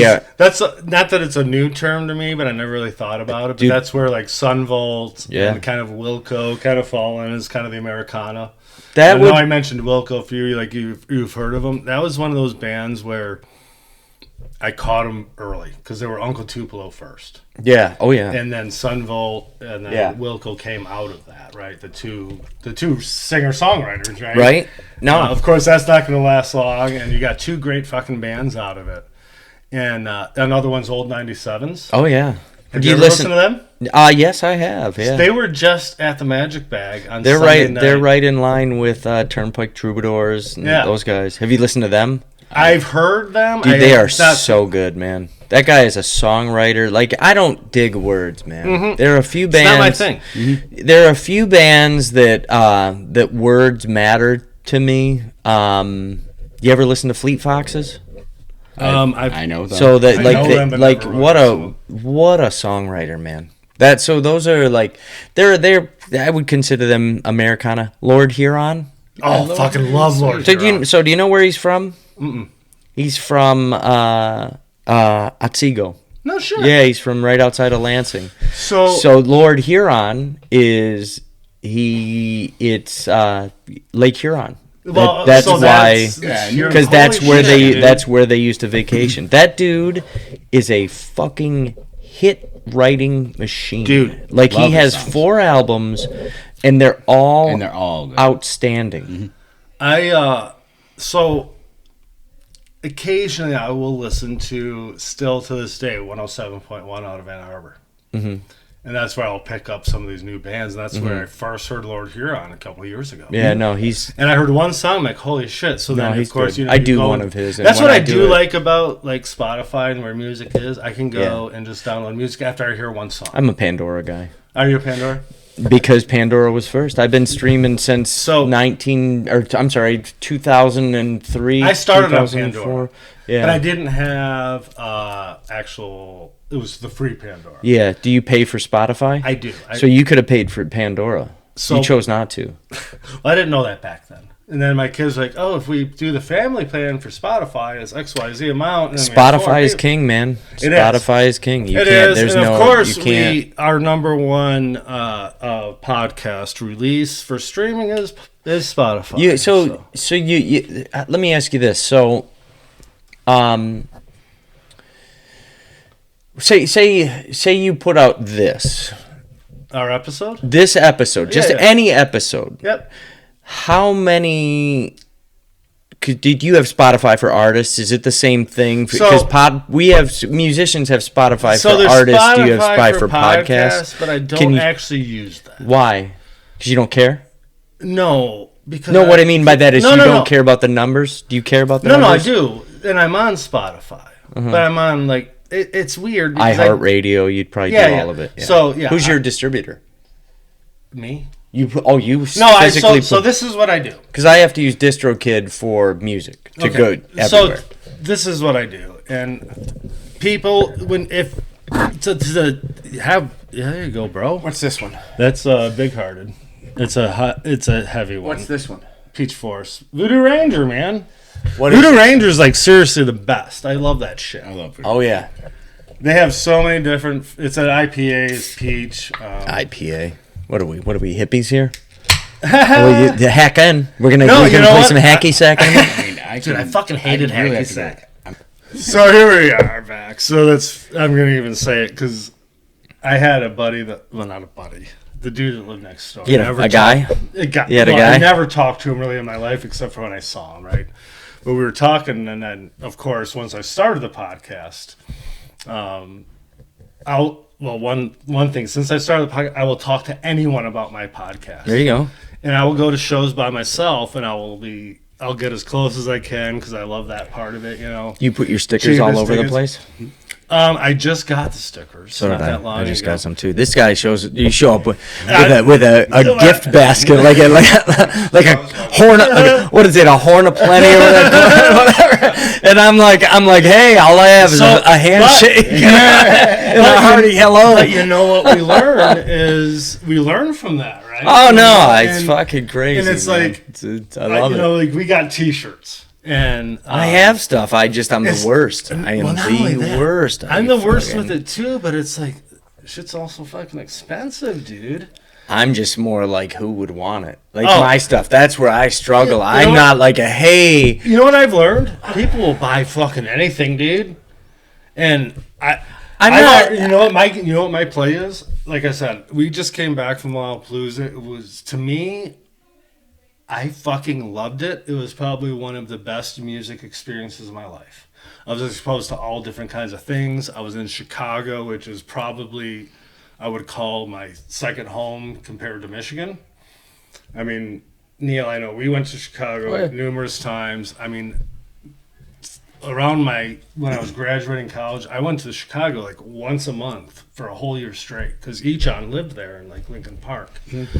I mean, one time my buddy sent me his keys in FedEx so me and Keith could go there for the weekend because he was out of town. And, and just that whole place to me has always been just special, almost magical. And then I walked in the Lollapalooza and the whole fucking, that fountain that you see in Married with Children is actually right in the dead center of the Lollapalooza. I mean, it's right in downtown. It's like you're watching shows in these buildings. And I mean, it's just really an awesome thing. And the one thing I had to mention, I was talking about earlier, day 2, Emily didn't go, so I'm going in by myself. I'm rushing in there. I want to see this band, but I'm wearing my Porno for Pyros t-shirt, right? Because me and Neil went and saw the farewell tour. And, it's Perry's band. I'm going to Lollapalooza. I'm 49. Fuck it, I'm owning this day. So as soon as I'm walking in, I'm going to scan my bracelet. This guy's looking at me, and he's laughing. And I thought he was laughing at the person in front of me because they're all fucked up trying to get in, right? And I go, yeah, that person. He's like, no, I was laughing at your shirt. And I'm like, okay. It's just Porno for Pyros, and it's got the devil on it. I'm like, okay, well, he thought that was funny for some reason. Then I'm walking in, and then I start realizing no one has any fucking clue who Porno for Pyros are. Right? Probably not. Like, literally, Perry Farrell's second most famous band next to Jane's Addiction. But at the same time, that'd be like saying in 30 years, or now even somebody having a mad season. Oh, no, you know what I mean? Like it's a great album, but it's not right, it's not a product that lasted and they for a weren't long something time. that went for a long time. They did a couple that albums. was It was like Jane's Addiction. He did a few things. To Jason's point, even Porno for Pyros. I mean, didn't a lot of people even know? That's what I'm saying. Yeah, it's somewhat understandable, but I mean, it's not to take away from its relevance in our time. Lollapalooza now is not geared towards a 49-year-old man.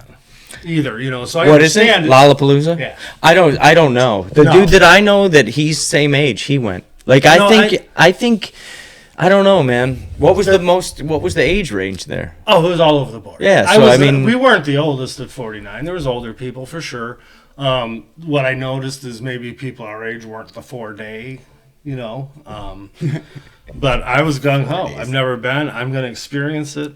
But the ages were all over the board. I mean, you saw little ones, but mainly it's kind of like the late teens to late 20s, call it, Yeah. But it was funny because depending on the day, you would see different kind of groups, right? Because if you didn't have the 4-day, you might just buy a Saturday, you might just buy this, and depending on who headliners were. Yeah. But what I will say was I wasn't super impressed with the lineup looking at it going in. The headliners I wanted to see, Hozier was my number one. And I mean, is that how you say it? I think so.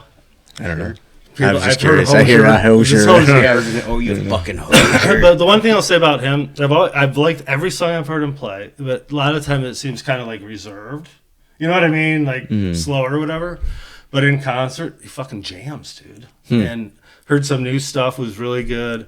I wanted to see The Killers, was my number one, really, because I've never seen them before.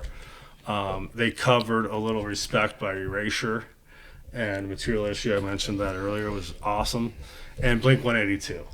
I was never a fan of Blink-182 at all, to be honest. And I'm not a fan of their banter. Very childish, I'm going to say. But they put that's the gig, though, man. You signed up for that. You signed up for your inner. I will say, like watching 23-year-old girl. They haven't grown up since the mid to late 90s. No, that's the product, man. Even when they're. I will say, Travis Barker does not partake in any of that shit. He just goes up there and fucking plays. And seeing that dude live, we got pretty close, or I did because I was there by myself. But even seeing like on the screen, just to see him going, and then they lifted him up about 20 feet. offs and did a drum solo and shit. Motley Crue did that too. Yeah, I would say this wasn't as hokey as Motley Crue. It was cool because when you have like 100,000 people, you could actually see them playing. Even from way far back.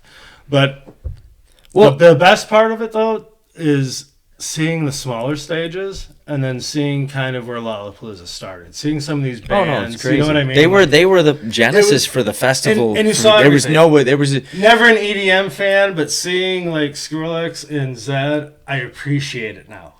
Yeah. Because I never could appreciate EDM.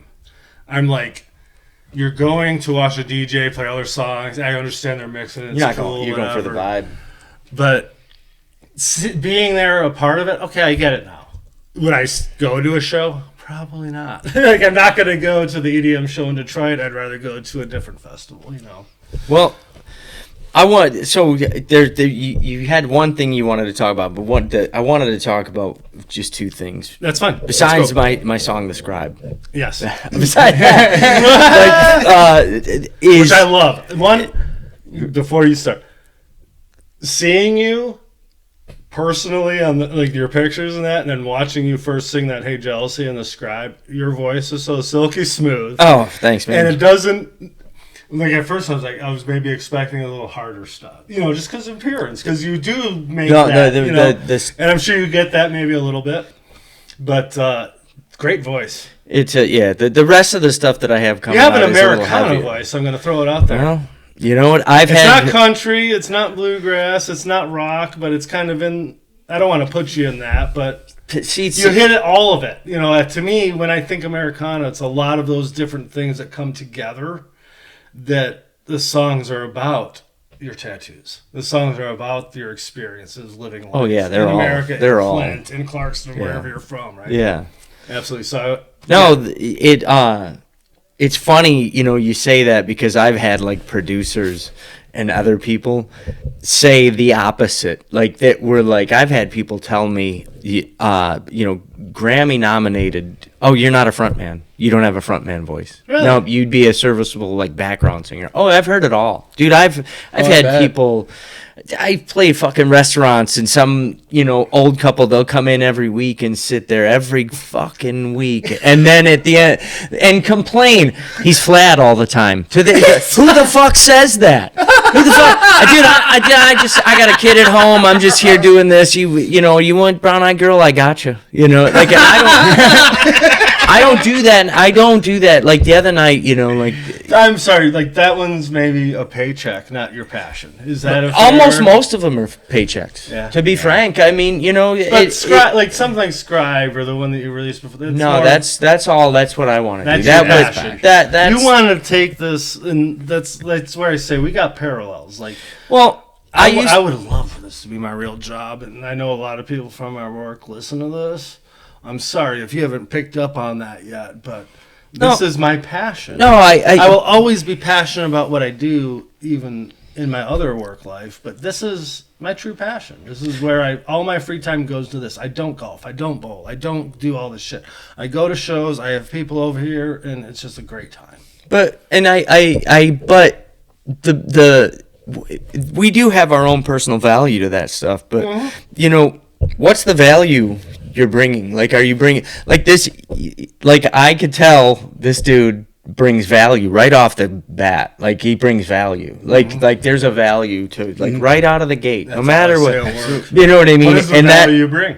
That's what I'm saying. So like, it's like I struggle with. I even had a post about it. It was like about art. Like I can say it's art all day. I could say I'm fucking awesome, but it doesn't matter. Like, I don't want to be a salesman. I don't want to sell my shit, and it's hard because you have to. Right. It doesn't matter. You still have to, and it's like, and I'm not saying it's like people are like, oh, the Beatles wouldn't have done that. Oh, the Beatles would have done that harder than you ever imagined. Yep. They made motherfucking movies. You know what I mean? They did 100%. They were doing it before it was a thing. In an era that was, Imagine them in this digital era. They would be I don't want to say. Oh, they would be everywhere. Like the biggest they would be ever. Taylor Swift. No, they would be Taylor Swift. Right. You look at Taylor Swift to say, I'm going to put out an album. I'm going to put out 4 of them, 4 different colors, and you buy 4 of them at $25-$30 a piece. For the vinyls. That's free money. Yes. Yeah. That is all you got to do is go pick it up. It's just sitting right there. You know what I mean? She does what she does, but she's 100% great at business, great at music. So I wanted to talk about just 2 things. My 2 favorite shows, and you've seen a lot of shows. I don't see a lot of shows. That's what I was wondering. So you don't go to a ton of shows? I went to the most shows I've ever went to in a year.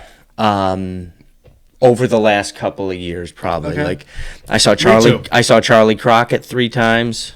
I saw him at Bell's and saw him at the Majestic, and then I saw him at the fucking Machine Shop, which was be like seeing him at St. Andrews. You're not going to see Charlie Crockett. No. You will not see Charlie Crockett Majestic is ever. one of my favorite venues of all time. You've probably seen so many bands that you're like, and you too.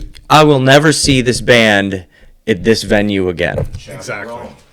Right? Like, Chapel Roan was in Grand Rapids, and my daughter went to that. And I remember her telling me, "Yeah, I'm going to this," and like Chapel, never heard of it. And then I had never heard of her till and she's everywhere.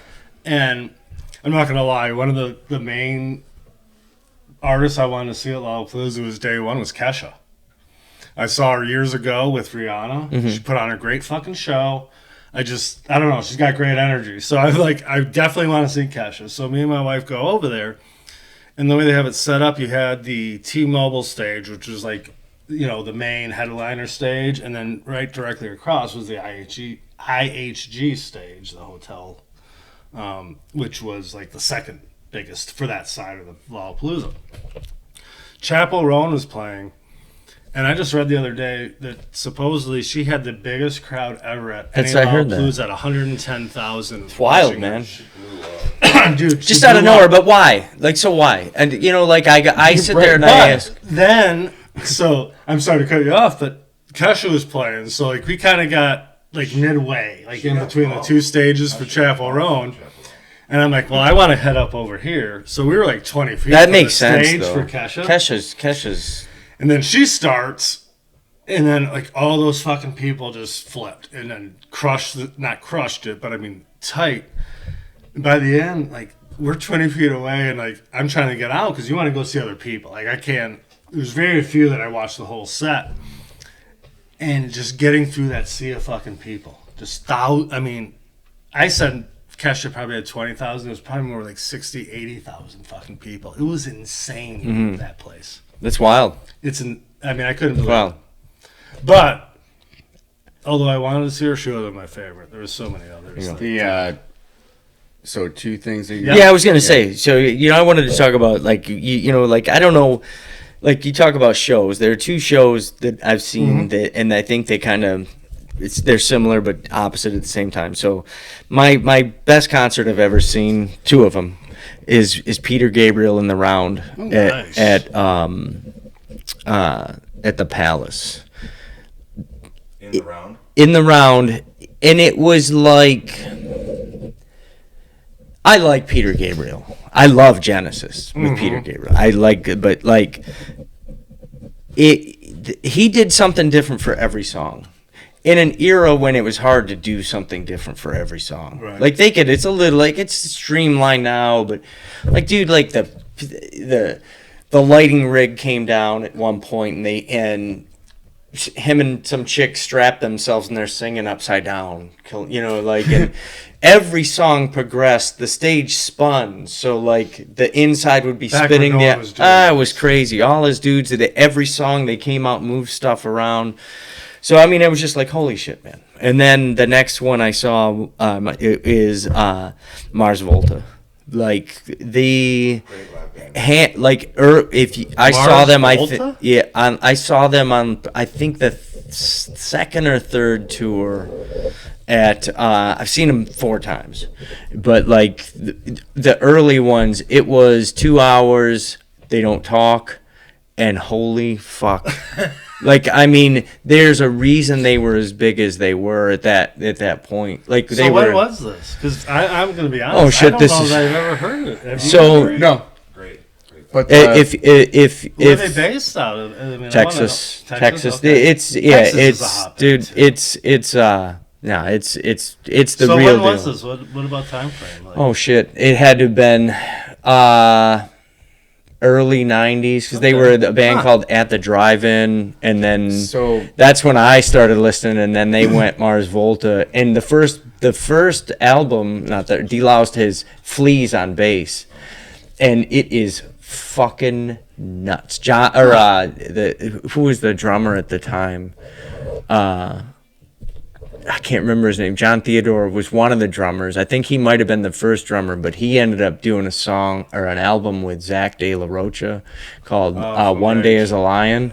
Oh shit, man. Like, that band? huh? Did you like that band?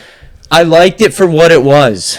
You know, it was a five song EP. They never toured. They never did anything. I really like kind of John. like Rage. They barely ever did anything Yeah, or toured. yeah, right. But I like John Theodore as a drummer. So, Yeah. but he came from Mars Volta, and Okay. it was I'll have to check that out. 2 I don't hours recall that. of frantic. They never So where they were you young. saw these guys 2 4 hours of times. Like frantic. where at? Like, Saw what him kind at of the Michigan or Ann Arbor Theater. I saw him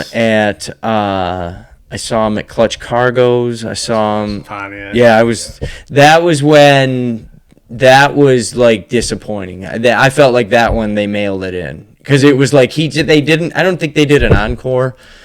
I think they were just like, okay, we're done, and it was like, and I don't know if who knows, and I'm not pissed. I mean, I saw it was that at where the hell was it? Oh yeah, that was it. That was the Majestic, and then I saw Charlie. If you haven't seen Charlie Crockett, man, like that, he is the. I know I wrote him down somewhere on these copious notes. So Hey, look at that! You got a fucking blank slate. you got a blank slate. Neil's got. I might have to pee on there. Anyway, those And are I my. got like fucking professor style notes over here. No, so anyway, so let's because you got a long day. You got a long So day. I want to talk to you. The one thing We should just do another one again. All 4 of us. We should get on and do it. Dude, I Sounds will weird. have you on whenever you want. Okay, let's I said, we've just met, so I think that's part of it. Like Right? you're meeting, you're just super excited. Yeah, We've man, talked I'm like excited. 2 I'm fucking pumped. hours, which I love, dude. And I love that we've had Neil like an artist on. Yes. I wouldn't go that far. Again, I don't judge it that way. No, I know Don't matter, you though. are. So- Dude, To us, so you wouldn't. yeah, but to us. So look at it yeah. through my eyes. Yeah. To me, you are a fucking artist. You write your own songs. Yeah, you but- play your own instruments. You sing in a very fucking great voice. I love your tone. It's Sometimes. But I see. I look at it. I look at. we do have a little audience now. No, yeah. Right. Kevin So I was like Grace trying to there. figure. I was looking around to see if there was another chair. I was No, like, let's but get no. another chair up here, Dude, man. like I will be the first. I don't know dick about music, dude. I just know I love Yeah, you it. do. Yeah, you do. No, I know about That's- it. that's- I know that but I that's- love it. I know what I like. But Right. what I know what I like you. I like hearing your Listen, voice. listen. To me, it's. We're gonna arm I've wrestle. always said- It's arm wrestle. I will always say anyone who can sit there, write their own No. music, play their own instrument, sing in front of people, because I know what it's just like speaking in front of people, let alone putting, And now I will say, now we're on a podcast, so I'm like putting my shit out Right. everywhere. You're putting your but- heart out. Yeah. but it's also something I like doing. It's something I want to do more of. It's something I'm confident in. And that's what I see in you. And I know that you want to take it. Dude, to I that go next home and level. cry in my pillow fucking most days. No You shit, know, dude. and I watch a lot of Dude, Andy Griffith just to get me through the day, Dude, it's man, because hard there's as- nothing. dude, I will It's say- predictable, and I Our know whole- nobody's getting shot. Like I said, our whole Barney Fife might shoot someone. Nah, It was a dude. total accident. No, pull his gun out and shoot it, dude. I love the old reference. So anyway, But so no, let's, that's what I'm saying. Well, Like, hey, enough of so let's quit Forever make, 5. I want let's to quit know making out exactly here and who let's just is talk about your it. Forever 5. Right, so Who I- could you never live without? So much like my school homework, Yes. I glanced at this. I It's took not a glance easy. and I said, okay, Same here. let's. I wanted to know. I started We also thinking. have a second line, so in case you spill over to 6. No. it's all right. So it always starts. Thank you, for- Justin Dunkel, for that. So my top 5 for music would right off the bat be take that off for a second because we're gonna get fucking serious here. Right off the bat would be Elton John's first 5 albums. Nice. Like he put out like 5 albums in like fucking 4 years. Like and it's all like they went in and it was we're gonna record an album in a week. And that's what Charlie Crockett has put out like fucking 14 albums in like 5 years. That's great. And a lot of it's covers. I won't say half is covers. But he's putting out like he's prolific. Elton John, Madman Across the Water. Oh shit, man. Tumbleweed Connection, all that shit. You're just like, are you fucking? And he's British and it's bluegrass and it's country and it's, you go even to fucking Lionel Richie. Goddamn, like Sail On, fucking Commodores. No, Sail on down the line. Yeah. What? So anyway, Or are you dancing on the ceiling? No, is you that see, what you're speaking? listen. You're missing the mark. You see, as a young man, you were listening. Unfortunately, you You're didn't get talking Commodores. Commodores, I know. So anyway, Elton John. It starts with Elton John. Nice. Journey is it being my age. Yeah, absolutely. Journey. We only listened to what they told us to listen to. That was it. We didn't have a choice. This is what you're going to listen to.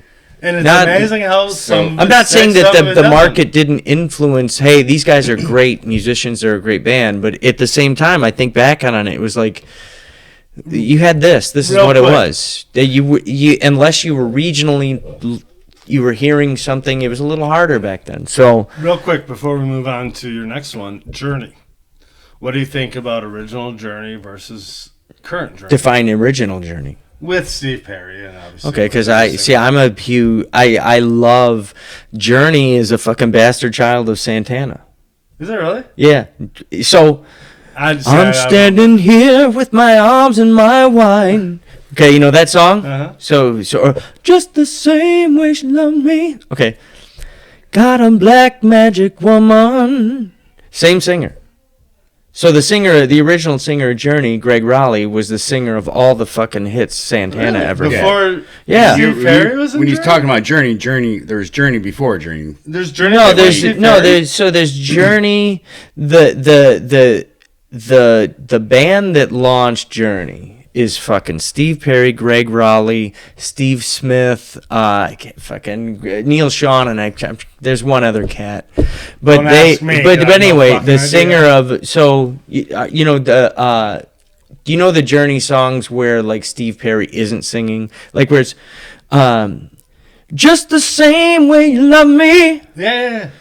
So that guy who sings that is the same guy that sings Black Magic Woman. No shit. So Neil Sean was in 'Cause Journey when a he lot of people don't realize Carlos Santana don't sing the songs. No. He always had like someone else sing them. Or no, it was supposed to just be played. originally it was supposed to be the Santana Blues Band. Okay.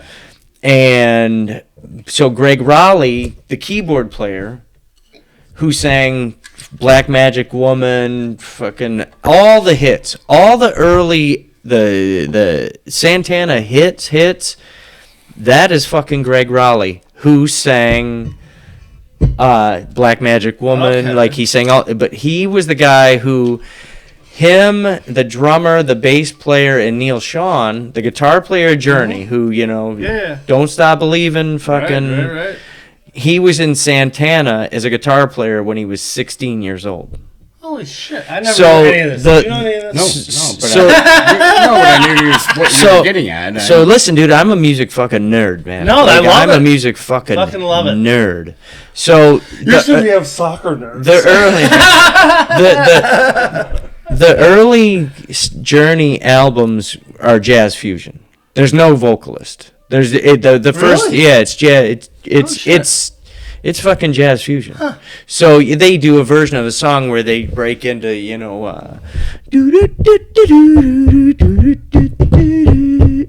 it's like it's crazy. Yeah. So Journey.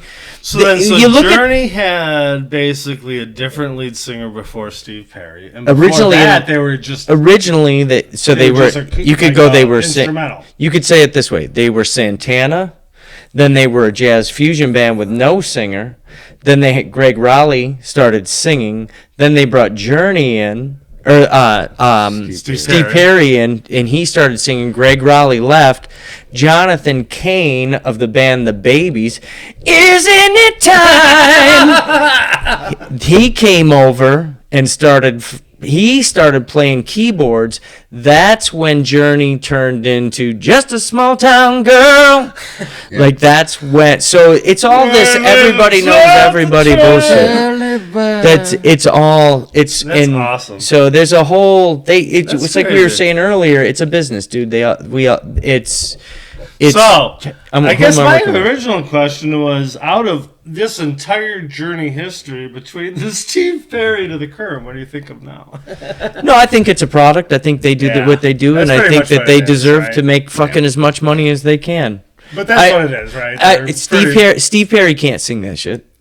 No, there's no way. I love Steve. He's probably one of the most influential vocalists to me of all time. Great singer, but like you said, I mean, he can't do it. He's 70. Right. There's very few that can. You ever see any videos of like them propping Frankie Valli up now, where he's out there and he's 90 and he's lip syncing. He looks like animatronics, man. But anyway, it's awful. I digress. We got three out. We got what do we get? John, Lionel Richie, Journey. What else we got left? The last two. So let's go newer. Let's go. I'd be surprised if one doesn't come up that we kind of touched on earlier, but go on. Oh no! So more modern. If it comes off the top of my head, Fleet Foxes. Okay.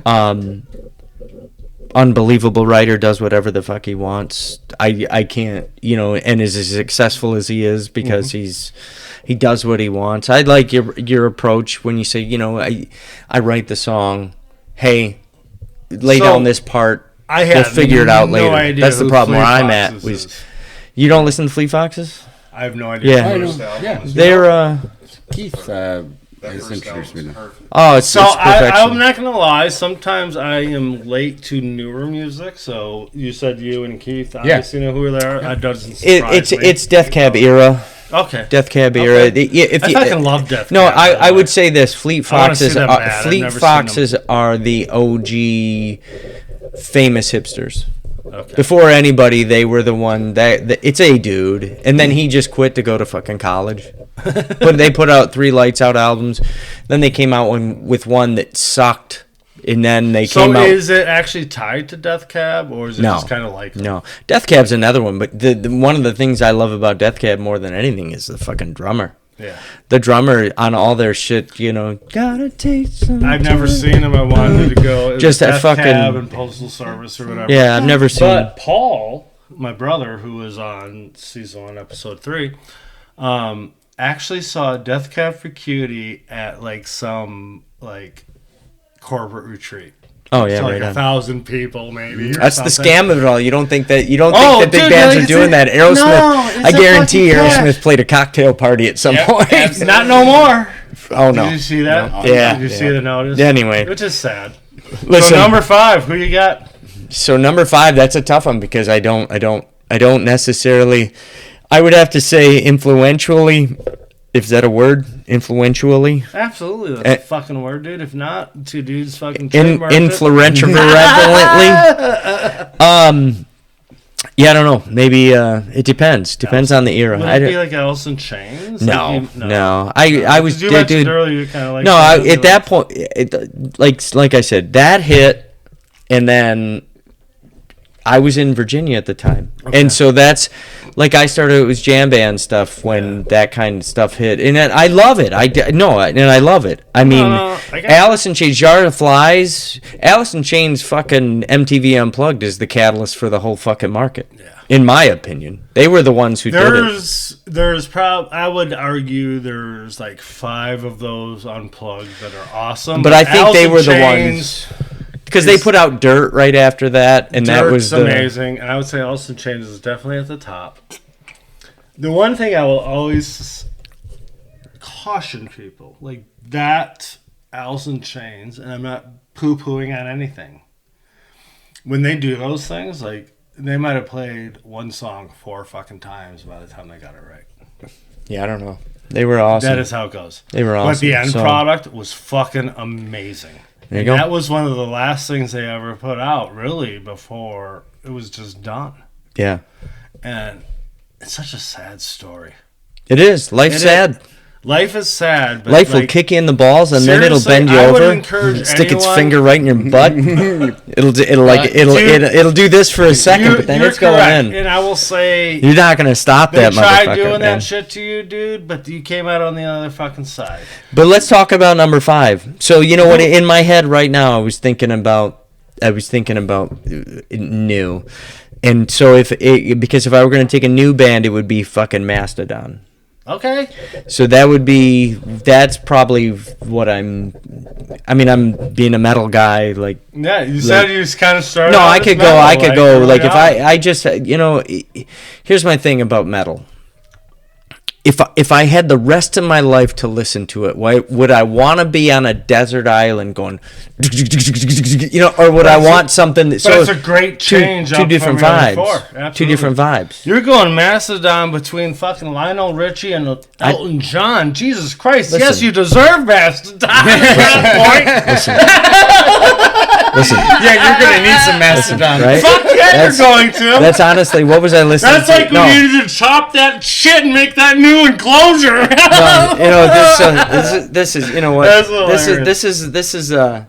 This is what I was. This was my last. And let's end with this, because you got, I want to be okay, let's see. This is what I listened to on the way here. So I'm gonna fucking hook. What this. is it? Tell me. I'll put it on. Okay, it's called Silver Ghost. Okay. So right, keep talking, bro. So anyway, yeah. So this is what I listened to on the way over here, because dude, I honestly had to drive through a lot of God's country to get here. Some barns and some fields and shit. So wait, you came from Flint to Howell. Yeah. So yeah, you literally knows what you saw. Yeah, yeah. So but it was where my head was at. It fit. Sometimes you're in a place and you're like, does this fit my vibe? What's the vibe right now? Like, so I got. It would be the Wildwood Valley Boys. There's a Merle Haggard version. I think he wrote it. I'm pretty sure. Well, he sang it. I don't know if he wrote it. What are you on, Spotify?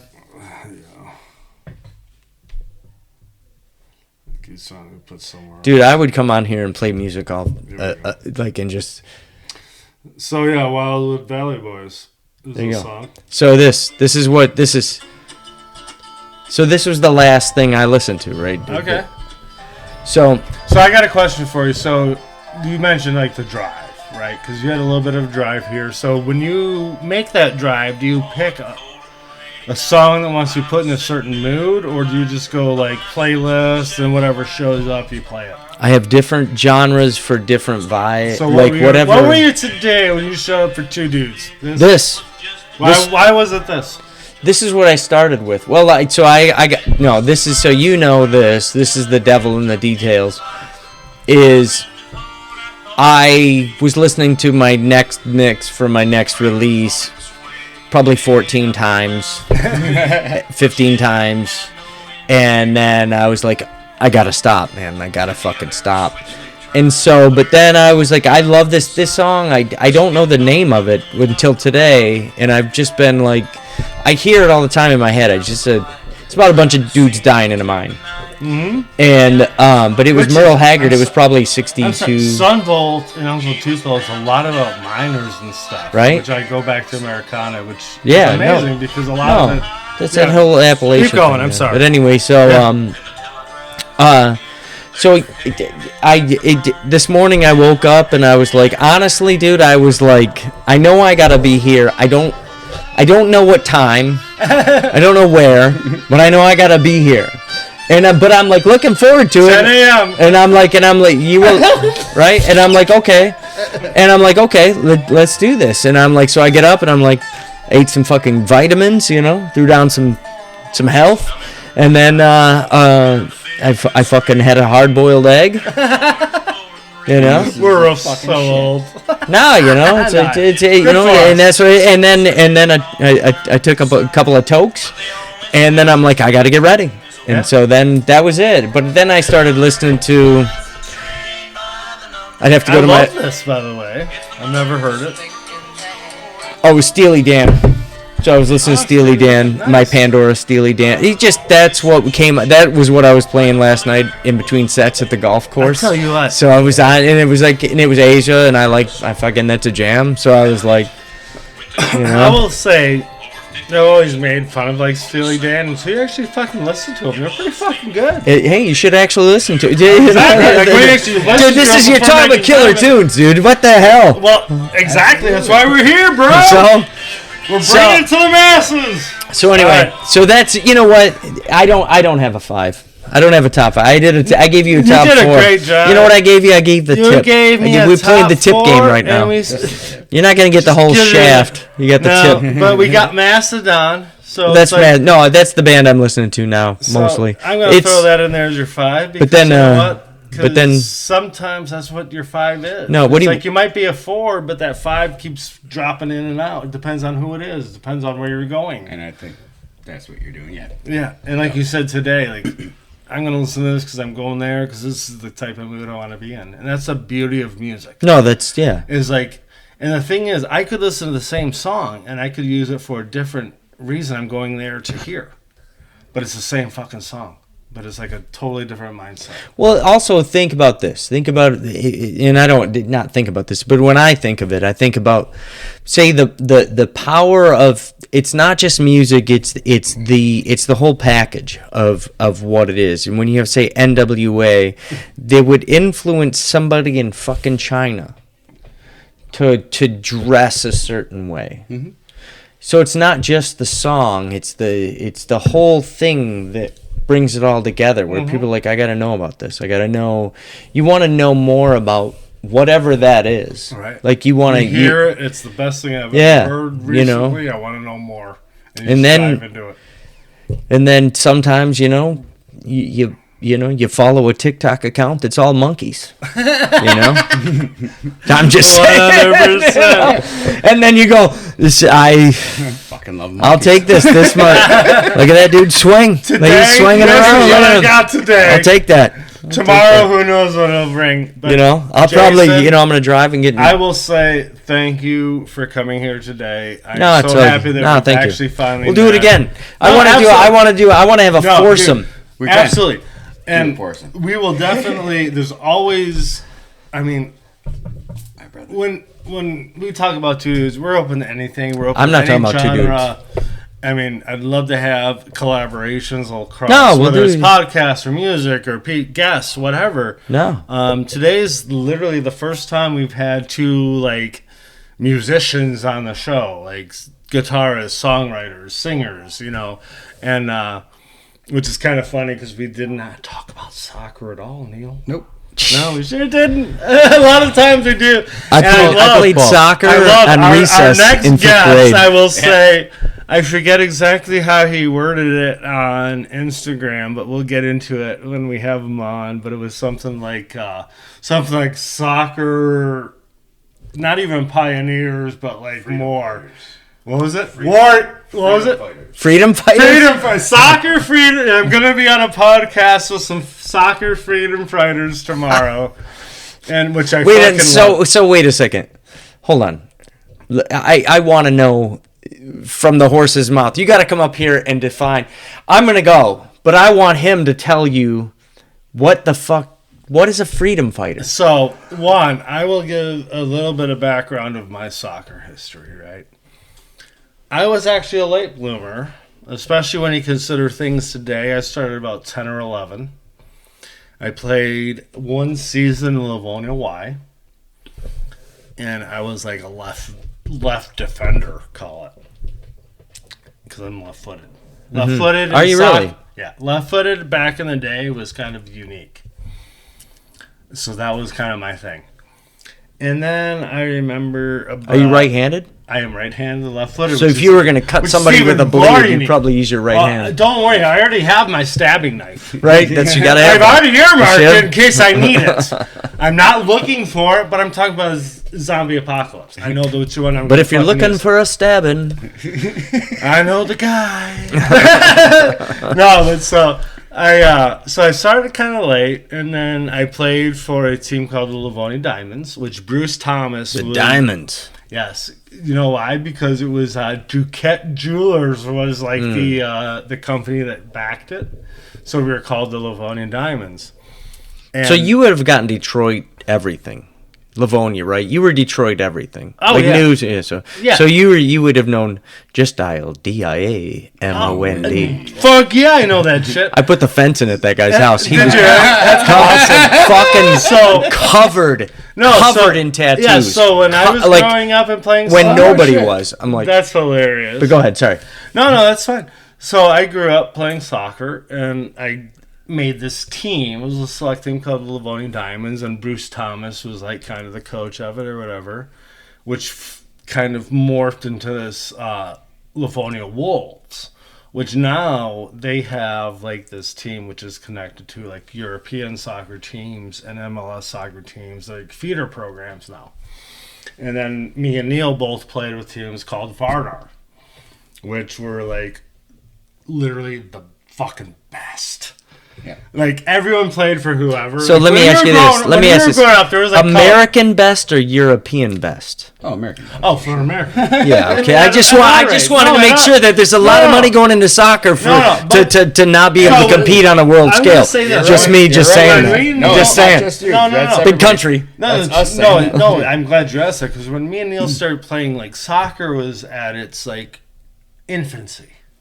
Like, no, it wasn't. Here it was at its here. Yeah, that's what I'm talking about, bro. Not New Guinea, man. They're out there kicking. They're kicking I'm watermelons. like 7 around, beers like, deep. Just play with me, bro. No, but so when we would play with like Vardar and the Wolves, they were always like the two main programs, right? And this was 30 years ago. And then like now you have Vardar and the Wolves, and like they're actually like attached to like European club teams, MLS club teams, where they're kind of like feeder programs. It's like blows my mind. But back in the day, we were really good fucking players. No, you had to at that point to travel. You would have been. So the travel is different now than travel then. My senior in high school, I was actually a Parade Magazine All-American player. Parade Magazine? Yes. You're kidding me. No. So I was actually ranked the 4th best goalkeeper in all of the country my senior year of high school. And if you actually looked at it with seniors, I think it was the 2nd or 3rd. And then we went and played at University of Detroit Mercy. And fuck it was the best time of my life. Yeah, hell yeah. We're in college. You didn't have any responsibility, dude. No. And the best part you were in between being taken care of and taking care of yourself. For my school, so when I dropped all these fucking classes, it didn't fucking matter because it didn't cost me a dime. That's where me and Neil like really solidified like our total friendship, right? And I will, with you here, Kevin there, like, this dude here is one of the most important people in my life. What's the longest hug you guys have ever shared? At least I would say a minute. Seconds. I was going to 37. You said I was going to say a minute. Yeah. But yeah, probably at least 37. So somewhere in there. I'm just wondering. You were talking about them like you guys had them hugged. No, at least for a long time. Like, so like within like a 6 month span, like Y2K. Remember the world was going to. I was there. I lived it. Me and Neil went to Mardi Gras that year 2000. We went to the Kentucky I went Derby to Mardi that Gras. Year. We were talking about taking illicit drugs. I took illicit drugs there. It was a shit fucking show, that place. Oh, dude. Mardi Gras! I would never go back. Ever. No, never. It was one time done. I ruined all my When jeans. did you go? What time? When did you go? Oh, we went with She's So Huge with the intent of fucking setting up and just playing on the street, which is business-wise, that's what you would do, is a business. If you were starting a business, I'm going to go. What year was that? Oh, it had to have been 97. Oh, shit, we went in 2000. We went Yeah, we were 2000. No, we got down there and we set up, and then like Yeah, we